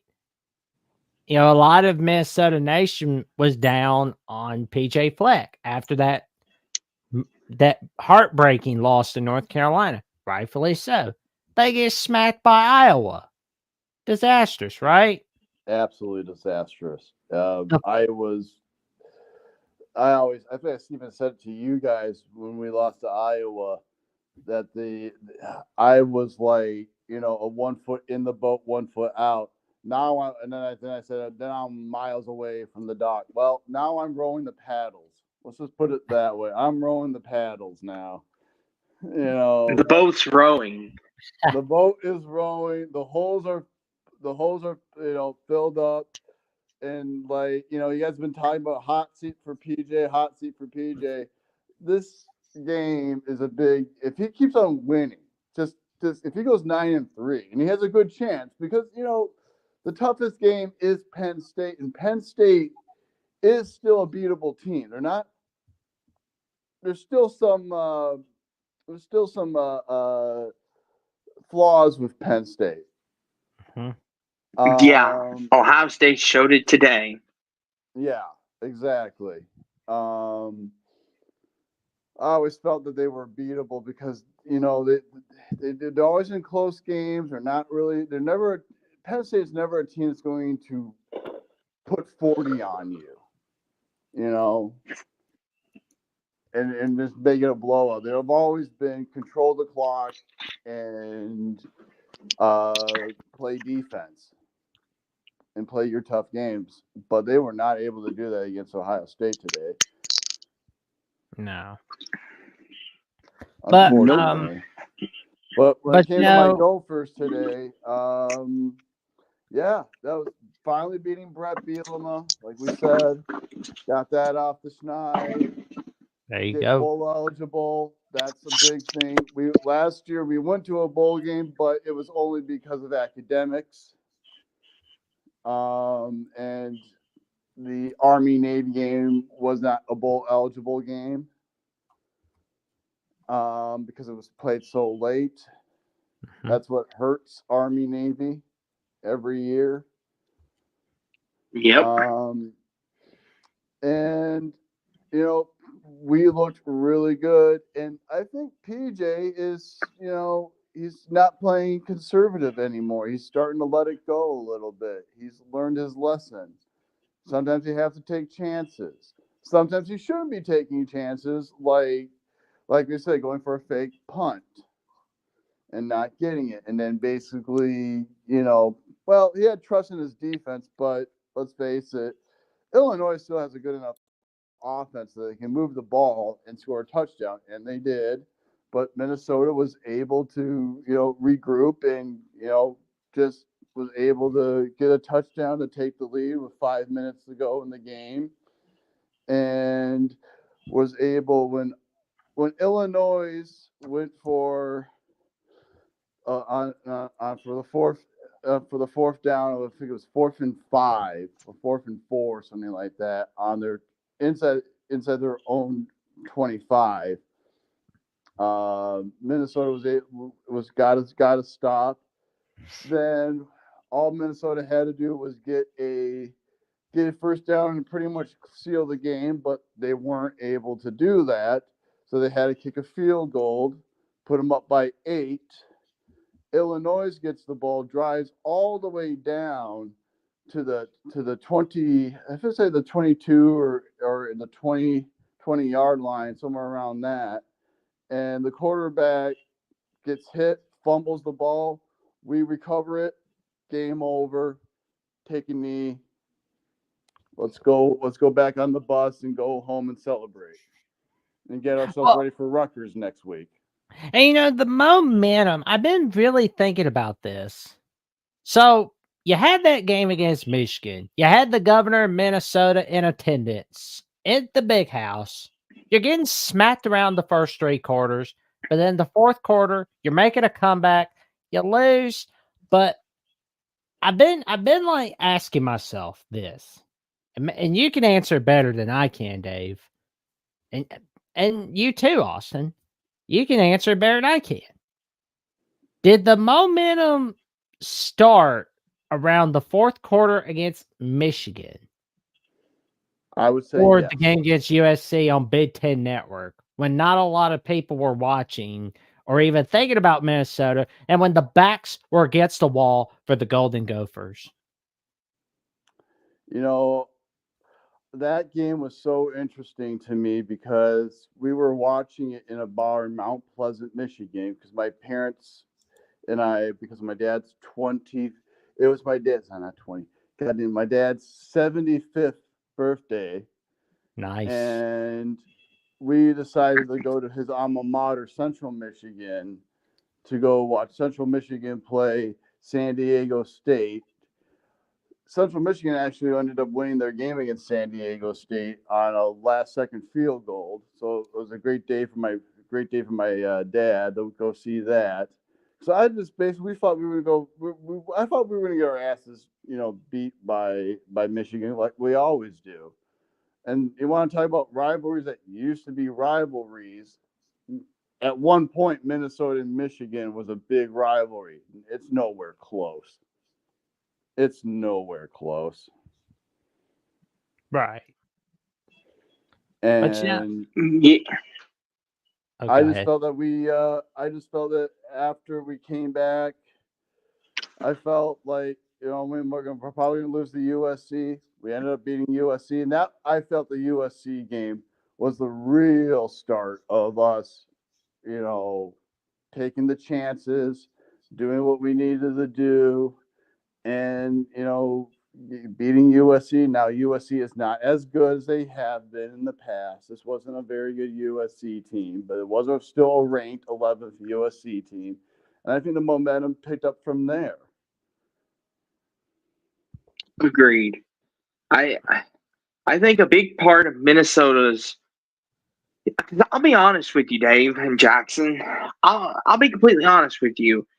After Minnesota lost to North Carolina, and you all have heard me for weeks and weeks, especially you, Dave, I said after that North Carolina game, your season is very much in trouble because the Big Ten did not give you all a very nice schedule.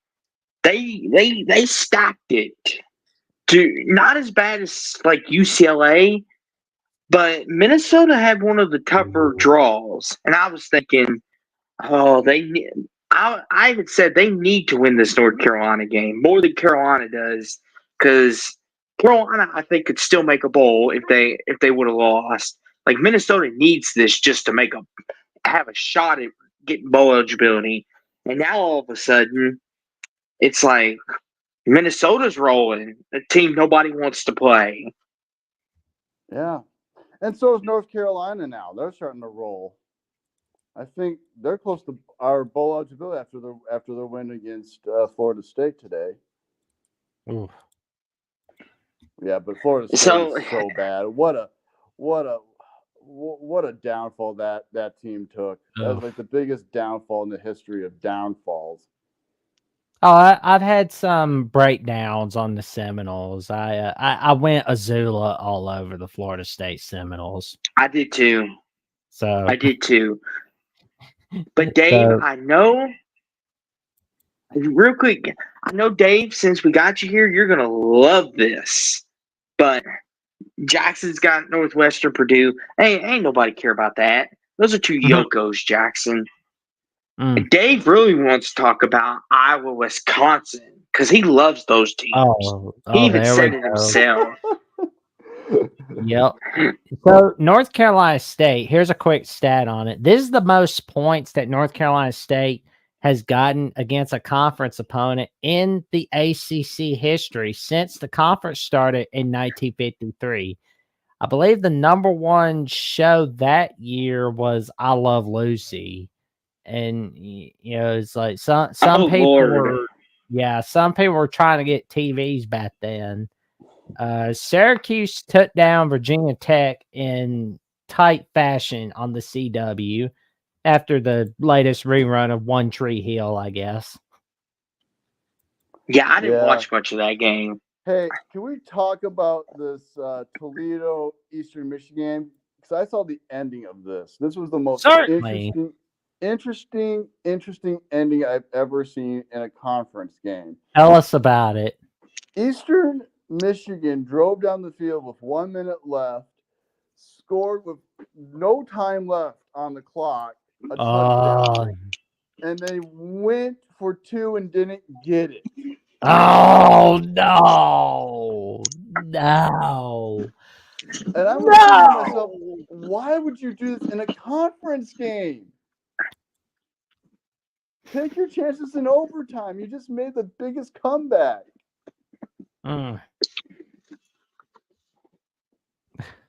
Yeah. That's the coach is not. The coach ain't gonna sleep good tonight over that decision. No, don't do that. No. I mean, Jackson, it's like football, but god dang, you have to, like, every game counts in the MAC.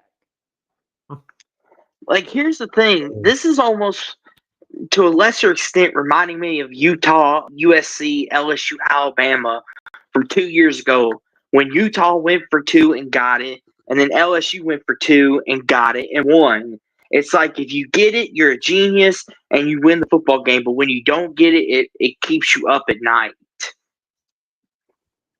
I remember a couple of years ago, Central Michigan was playing Western Kentucky. Yeah, that was. Oh, yeah. That was the 2014 Bahamas Bowl on Christmas Eve. Yeah, and they were down by I think they were down 41 to 49 to 14. Mm-hmm. Yep, and they made a fourth quarter comeback, and they went for that 2-point conversion. They should have gone for the extra point. Well, in my opinion, I think at the time, they were thinking, if we can get the win after all that momentum, let's do it. But it's also a bowl game that doesn't really mean anything. It's just nice to win. If you win it, if you don't, you don't. You're still gonna have a nice vacation at Bahamas. So That final play, oh my god! Like I saw that and I was like, "Oh my god, they're gonna do it! They're gonna do it! Oh man!" Like anybody you know in Bama that's like yelling over Central Michigan, Western Kentucky on Christmas Eve. I like one or two relatives thinking this kid's off his marbles. Yeah. But Jackson, you want to know something? Probably playing my new PlayStation I got for Christmas. Oh man, there you go. Nice.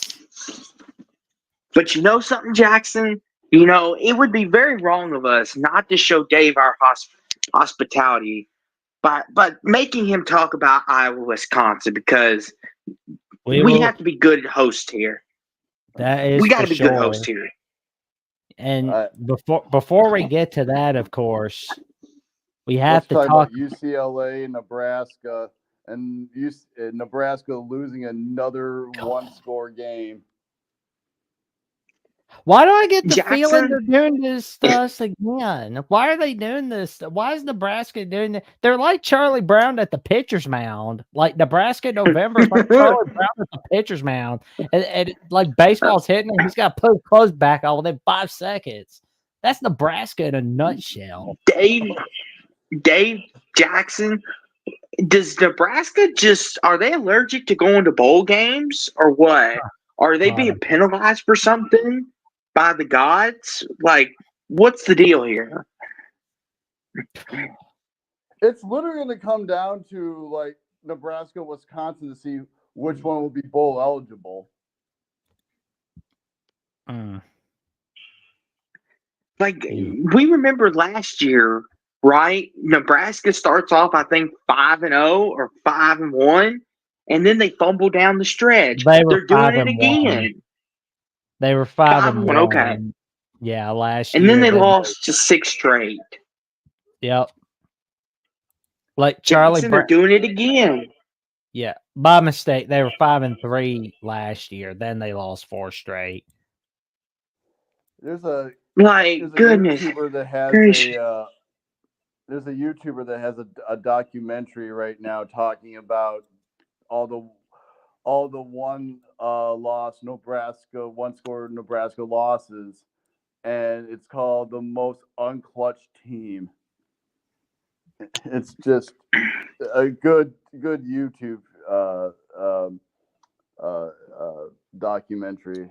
I forgot who's the guy that does it, but if you look it up, I think it's called Nebraska, The Most Unclutched Team or something like that. And I gotta say, you know, looking at this from UCLA's perspective, we're considered a pretty bad football team, right? After what we saw of them, they don't look too bad. I mean, they're 3-5. I mean, they're probably not going to make a bowl, but at least they're not as pitiful as we thought they'd be. At least they look somewhat confident. So tough. Yeah.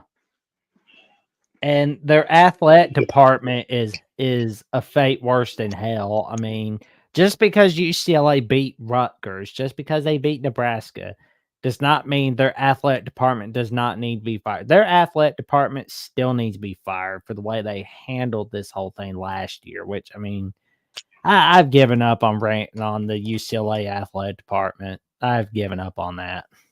They have made their basketball program look awful. It used to be the most dominant basketball program ever. Now it's like, it's a joke. Ugh. That's the thing, too. I was talking about, like, stacking the deck, right? Well, like, we thought Minnesota had it bad with their schedule. Like, try being in UCLA's shoes. Like, if UCLA goes 5-7, you should just put them in a bowl game just because that they had to endure all that. Like, who else would have been smart enough? Oh, so Jackson, we could see smarts come into play here if there's not enough eligible teams. Oh yeah, I mean, oh yeah, that's right. Northwestern. If Northwestern's 5-7, we can see that as well. Mm-hmm. Yeah. Get a nice little bowl There's game in always a Detroit, good. Michigan. Well, Florida State Yes. doesn't have enough of those smarts because they're 1-8. So They're yeah, dung heap. yeah. I mean, North Carolina, great win, but against Florida State Seminoles. Bye. Let's go to Arizona State, Oklahoma State. Arizona State smacked Oklahoma State. They're now bowl eligible. And what a downfall it is in Stillwater, Oklahoma. Gentlemen, are we ready to what are we saying about Oklahoma State? Like do we give Most Gundy a vote? over. Do we give Gundy a vote confidence some way, shape, or form? Most He's a man. overhyped. He's 40. Most overhyped, over talked about team in all of college football. That's where I stand. I knew they were overhyped, but I didn't think they'd be this bad. I mean, none of us did. I mean, good gosh. Jackson, they're a disaster. Oh Arizona's gosh, another a joke. disaster. I thought Arizona's going to be a lot better. I had them winning the Big 12. Oh Oops. no. Hey, don't feel too bad. I had a bad moment as well this year. I picked Kansas to win the Big 12 as well. I've been having the Snoopy cry sound effect anytime I'm thinking about Kansas missing a bowl game. Don't feel bad, guys. Don't feel bad. I can top it all. I picked Kansas State to win the Big 12, and we see how that's going. So I'm in the club. Kansas State has to have a losing streak. So, well, you'll get there. You'll get there. But here's Wisconsin, Iowa. It's like I've got to stop picking Iowa to win 20 points. But Minnesota, Dave, you take it away for us. Wisconsin sucks. Real quick, Dave, I'm going to steal your comment. This is the best the Big Ten has to offer right here. This is the epitome of what Big Ten football is. Go ahead. I had to throw that at you. This was the best that the Big Ten West has to offer. But go ahead, Dave. The floor is yours. What is it? The Heartland Trophy or something like that? What do they play for? It goes to Iowa. Yep. What is I did not watch much of this game. Once Iowa was up 14-0, I decided, Iowa's or 14-3, I'm sorry. 14-3, I felt like, Wisconsin just does not look like they have any answers for Iowa's defense, and also didn't have any answers for Iowa's running game because like what Iowa did to Minnesota, opened up holes so big that you could put an aircraft carrier through. That's what they do. That's why Johnson is such a good running back, because he has a whole offensive line that pushes guys like crazy. Mm-hmm. I've noticed, Dave, watching Iowa, Kirk Ferentz, he gets a lot of flack for not having an offense, right? The one thing he's always done great at his time in Iowa is developing an offensive line. I've noticed that. Oh, yeah. For a man that can't seem to get an offense, but his offensive line's always great. He develops that so well. It's always been a O-line and tight end university. Yeah, so many good tight ends too. Offensive line players, and so many good tight ends come out of there. It's just like, for as much flack as people get him for having no offense, including my partner in crime next to me over here. I'm talking to you, Jackson. Yep, that's me. Tight end and O-lines have always seemed to do just fine, especially tight ends. They're the tight end you. Oh, yeah. But yeah, Go ahead, Dave. Oh yeah, they're one of the greatest tight end universities. Look how many players are just right now playing tight end in the NFL that are just great. Yeah. I think they got like 4 or 5 starters that start on Sunday. Obviously, Kittle, Laporta, Hawkinson. Hawkinson, unfortunately, I'm is trying to. still injured now, but I don't know if he's going to be able to come back. Like until maybe a little bit later. But I'm excited. Troy, why would we Google tight end? Why? Oh, I get it. Dirty. I got you. Okay, never mind. Yeah. It's a different type of tight end. Oh God. Oh, okay. Okay. Well, Sounds like I need to watch that movie. But anyway, tight end with KY. Anyway, Jackson, back to regularly scheduled programming. Wisconsin, USC. Jackson, Washington. Dave. Oh man, it's. Well, Is it safe to say? Games. It's Washington, USC. You said Wisconsin. USC. Oh man, it's like outtake. Speed marker. Did I say Wisconsin again? Yes, you did. You said Wisconsin, so it's time to go. Speed marker. That's okay. Wisconsin's playing 2 places at once. They're the first team to ever do it. USC, Washington. Is it safe to say, guys, Lincoln Riley is fighting for his job at this point? He's not yet. Not yet. But he needs to fire that dumbass OC.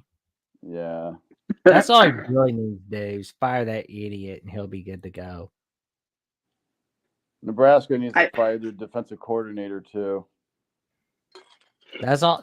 That's all that really has to be done. I mean, why would you have Josh Hansen on your staff anyway? I mean, he's a disaster and a disgrace known to man. Like, I mean, here's the thing: when USC beat LSU, right? We all thought, okay, they beat a borderline top 10 fringe, top 15 team. We all thought, okay, maybe USC won't be as bad. Now, I know a lot of people picked them to win the Big Ten after that game, and I was like, whoa, let's pump the brakes. I get you're excited, but Ohio State, Penn State, Michigan, they're the kings. And I even said, like, when they went to Minnesota, I'm like, and people were saying, oh, we'll beat Minnesota this, Minnesota that. I'm like, you say that, but you don't play Big Ten football. And I feel like with Washington, UCLA, and SC, being these West Coasters, are learning what Big Ten football is all about. It's no longer score. It's defense, run the football, and special teams in the Big Ten. You got to be physical to win football games. Oh yeah. It's no longer. Yeah. It's no longer these sexy flea flickers and everything else that they do out west. We don't. You have to basically, like, I don't know how to put it, but you have to, like, grab somebody, like literally grab somebody for you get a holding call in the Big Ten. It just you could call holding almost on every play on the offensive line by the letter of the law in the Big Ten, but they don't really call it unless they really grab somebody. Yeah. And that's one of the things I was worried about too. Like these Pac-12, I thought they were in for a culture shock. I even said, I was like, how's USC going to handle having to go play Minnesota at a noon game? If that obviously they didn't play them at noon, but like playing these games at noon, like it's a shock to their system and being more physical. Because in the Pac-12, you really didn't have to be a physical team. You just needed to have a little run game and explosive offense. But in the Big Ten, that doesn't fly. You gotta have like physicality. We saw it today. Yeah. Just USC, Washington, and UCLA were in a huge culture shock. And UCLA, I felt like, okay, everybody kind of knew that UCLA was going to be bad. Everyone kind of thought maybe Washington might be bowl eligible, and USC might, win 9 to like 10 games in the Big Ten, and they're not even close to that. And the only one that really adapted really well is Oregon. Yeah, and I think that's because Oregon. And I think Oregon was the only one built for the Big Ten, in my opinion. Like they were built like that in the Pac-12. I think Dan Lanning just built them like that. They always had the best defense in the Pac-12 back in the day. Mm-hmm. Yeah. So it's interesting. He has to go. I mean, that's pretty much what needs to happen. Josh Hansen needs to go, and Lincoln Riley needs to be doing everything in his power to be seen if he can get Cliff Kingsbury to get out of the NFL and to come back as offensive coordinator.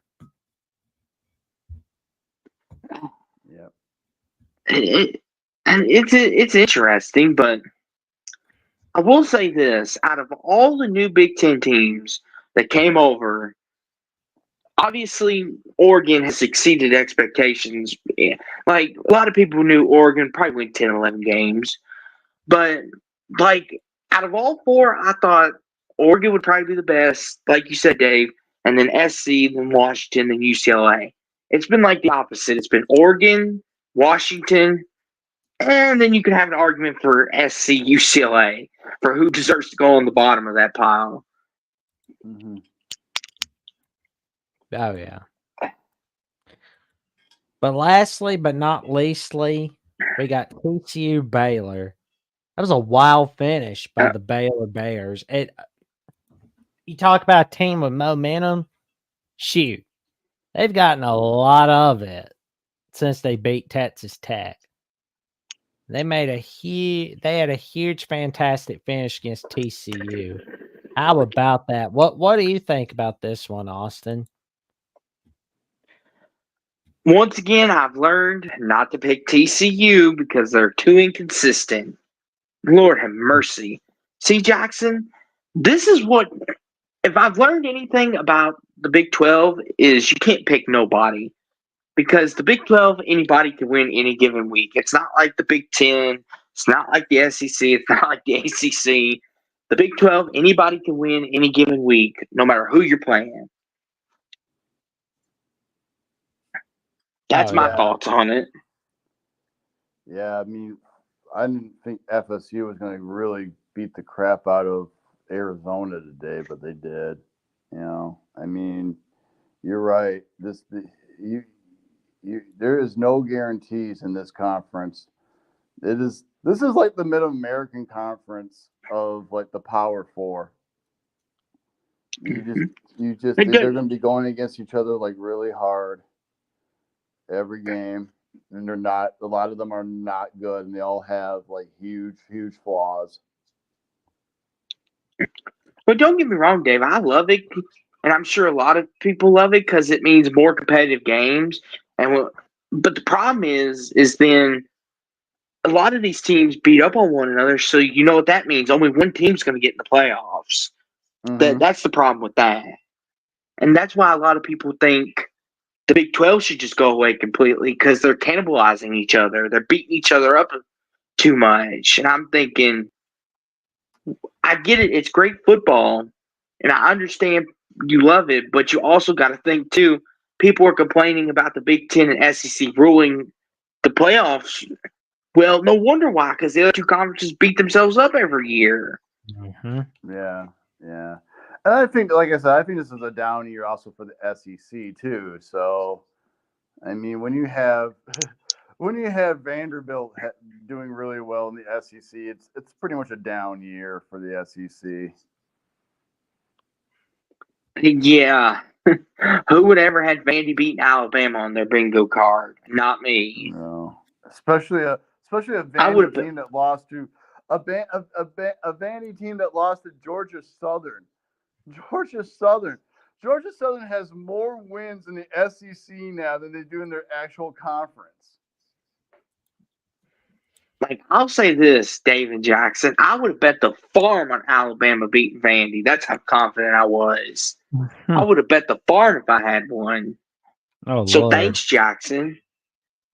You made me lose the farm that I don't have. Oh, Lord. That's a no-no. Sorry. Good thing I don't own a farm. Neither do I. It's like, I don't think I could handle getting up at 5 o'clock in the morning due to the rooster crowing. I don't think I can do that. Or getting out there and getting the eggs and milking the cow, Nah, I mean, it's like, I don't know. Like that would sound like a lot. But I mean, I don't know. I guess wait and see. But great win by the Baylor Bears, and one more win, and Baylor's back in a bowl game. And hot seat talk on Dave Aranda has been silencing. Yep. Yeah. Just when, I've noticed this. Just when we're ready to write someone off, they don't write back. I mean, PJ Fleck, we wrote him off. It's like The Godfather. Once they have me out, they pull me back in. Oh, it's like with PJ Fleck. There you go. It's like with PJ Fleck. Dave's heard us constantly for weeks and weeks and weeks criticize this man, and now that he's winning, you don't know how many times I have to hear the used car salesman shit. Oh yeah, I mean, I know where it's like. I remember hearing like a lot of people talking about it, and it was like I've heard people say that, but it's like I don't know. I've seen some used car salesmen. I think he really means the row the boat tagline. Like I think he really believes in it. You know? He does. I mean, you definitely can tell because like, I mean, well, it was his former wife. I think it was a death at birth, and it just got the family down, and he went down with his former wife basically with it got so bad that he ended up getting divorced, and he just basically thought to myself, basically after that happened, you just have to just put your oars in the water and just keep on rolling after all of that, and it straightened out his life. He ended up getting a new wife. He ended up being a head coach at Western Michigan, and took Western Michigan from a 1-10 team his first year, or sorry, 1-11 team his first year, to a team that ended up, almost being undefeated if they didn't lose to Wisconsin. I mean, there's a lot of coaches that they got a lot of corny stuff about them, that they got their famous saying. As much as I'm sure, as you said, Dave, you hear about the used car salesman. I think we all can agree, our coaches, whatever it is, I'm sure all of our coaches here, talk about us three here on the screen, have all got their corniness to them. Like Jeff Brom, you listen to him, you want to run through a wall once he gets done talking. And then, like, for Kalen DeBoer, he's just that nice, happy-going guy. Like, don't really seem to get upset. He's not like Nick Saban. Like, you see DeBoer on the sideline, he's calm, he's chill. PJ Fleck's same way. He don't seem really get mad either. No. And plus, he's got the shades on. He's got the shades on. I've never seen him really go crazy on the sidelines. I mean, okay, I should say, take that back. I've seen him go crazy on the sidelines. I mean, like every coach, if they get a bad call going against them, they're going to go absolutely fight for their kids. Not looking to be ejected from the game, but enough to make a huge hoot and holler. Like, well, and that's the thing too. And I gotta say this, I want to put this out here. Tonight in the Louisville Clemson game, and I've seen it a couple times already today. If you're paying your money, which I understand, people think they're entitled to their rights and everything. Stop throwing water bottles on the field. Stop it. That's just disrespectful. and That you could was get someone so seriously wrong hurt. to do that. Yeah, Like oh I my get it.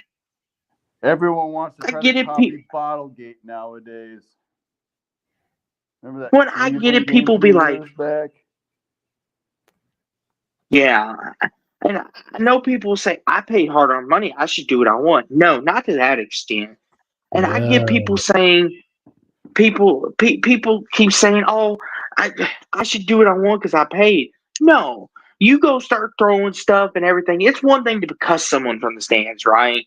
I'm sure we all get mad and we say something that we shouldn't. Like Jackson, you said, and you tell me all the time, you cuss at the TV. Like I'm sure all of us have. But to throw water bottles, this is now twice I've seen it happen. Like, and here's the thing: for those people that do that, they need to get kicked out. They need to get like suspended from these games, not let back in until next year, because this is how people get hurt. This is how people don't realize. But a water bottle may seem harmless because it's plastic, but if you're throwing it with enough ferocity, it can hit you pretty hard. Oh yeah. Well, But I know, Like it's just ridiculous. But you add yeah, on a bad calls and you add wild. on booze, and that's what happens. True.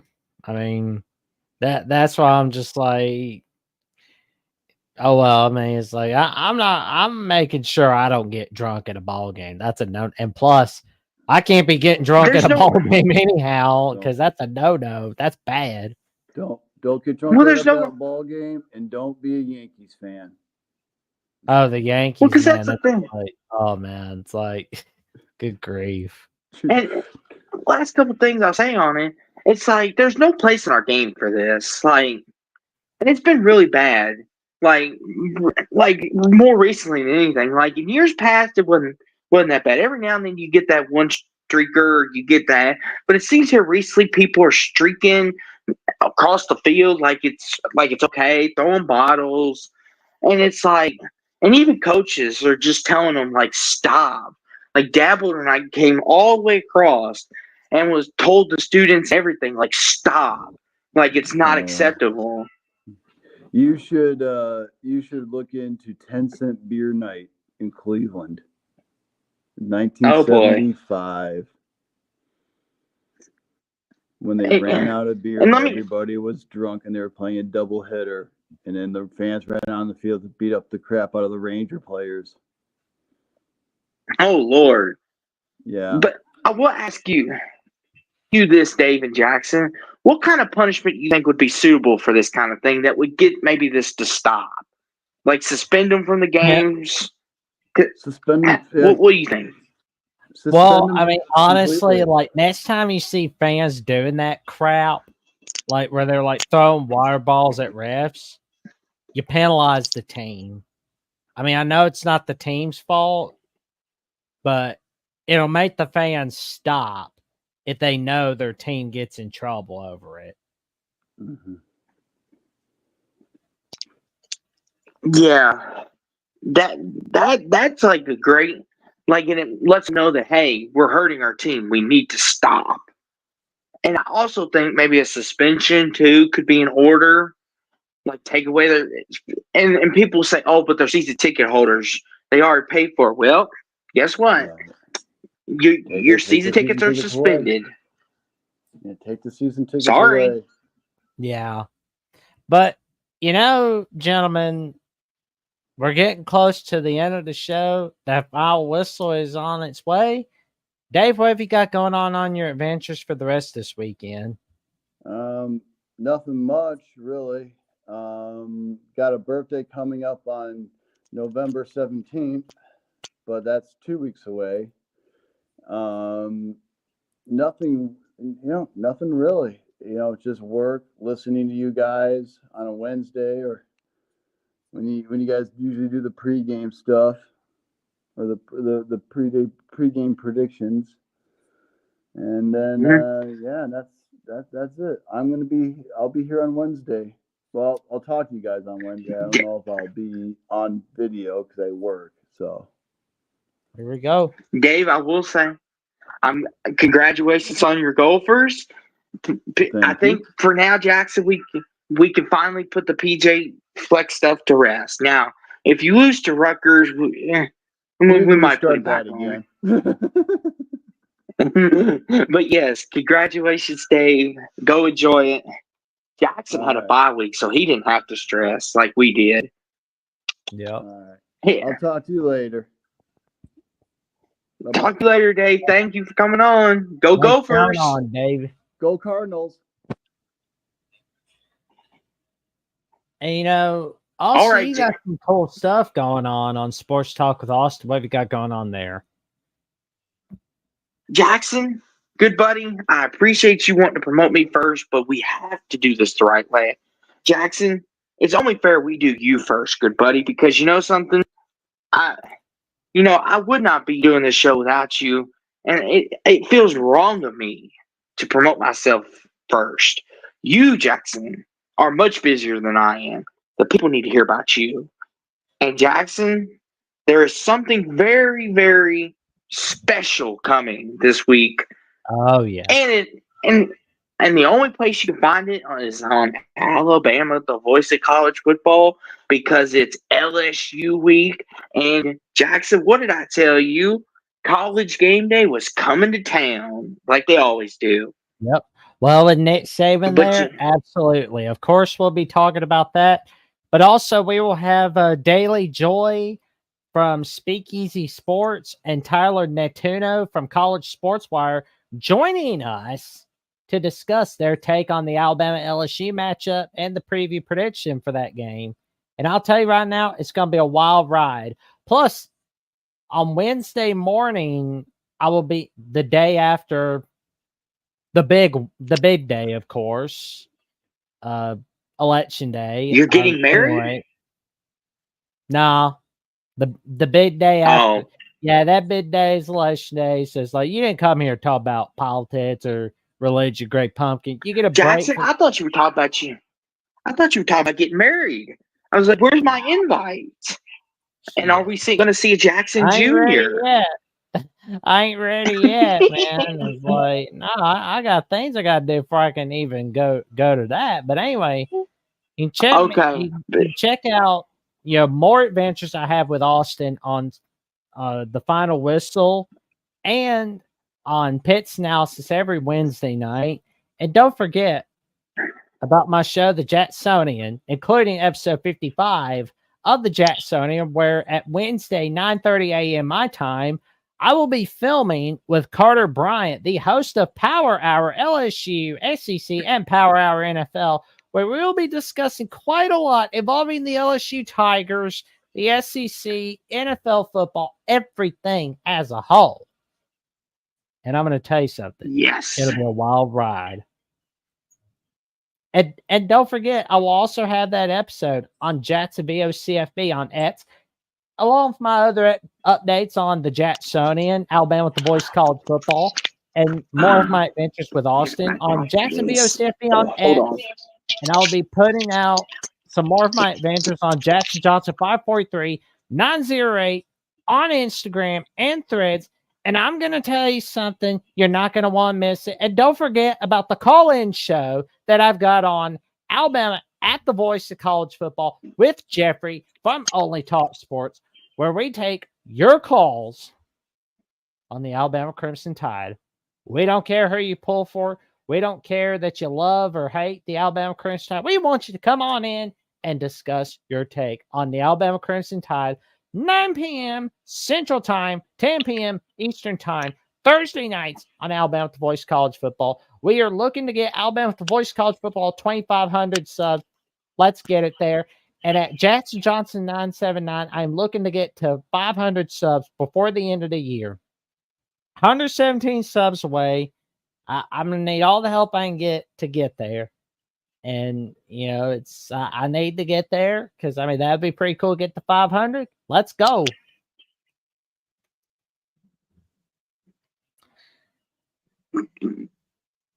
Here we go. Okay. Make sure you were done, good buddy. But yes, I had to break the cat back out because, we got to end the night in style. Because it's a great night, Jackson. It's beautiful. Louisville, they're 6-3. They're bowl eligible. We've beaten Clemson. I mean, I can go on a whole nother hour, but we don't have time for that. But you can find me on Sports Talk with Austin 2002, where, of course, you will find me on Final Whistle and Picks and Analysis with Jackson. Probably still, I'm going to enjoy this win even through the bye week. But there's also a brand new show I premiered last Tuesday night, Cowboy Tuesdays. How about them Every Cowboys? Tuesday. Well, not very good at the moment, Jackson. We got a big game today against the Falcons or later. But Cowboy Tuesdays, where I will take your calls, give game recaps, give my analysis on what I saw from Sunday or Monday night or Thursday, depending on when we play games. And then I will go to the phone lines to talk to you, the good people. And you could tell me your thoughts. If you thought we played horrible, let me know. You let me know. It is a caller-driven show to the best of its ability. And I don't care who your fan base of. I'm like Jackson with his. You could be a Titans, Eagles, Bears, Bengals, Colts, Lions. Any team you like, call in. We'll have a good discussion. But you can also find me on Twitter at AustinW19802639 is where you can find me and all the great work that I'm doing over there. But Jackson, good buddy, it was another fun week. And don't forget, good buddy, don't forget, our clocks went back an hour or so. That's right. I was We'll like, get to oh, sleep crap, in it's 2 a.m., but now it's 1 a.m. It's like, I forgot. Mama don't let babies grow up to be Cowboys fans. Well, unfortunately, my mom was okay with it. So Good. one slipped through the crack. Y'all have a good night and sleep well. Stay safe, stay warm. It's cold out. Roll Go Tide, Cards, everybody. everybody.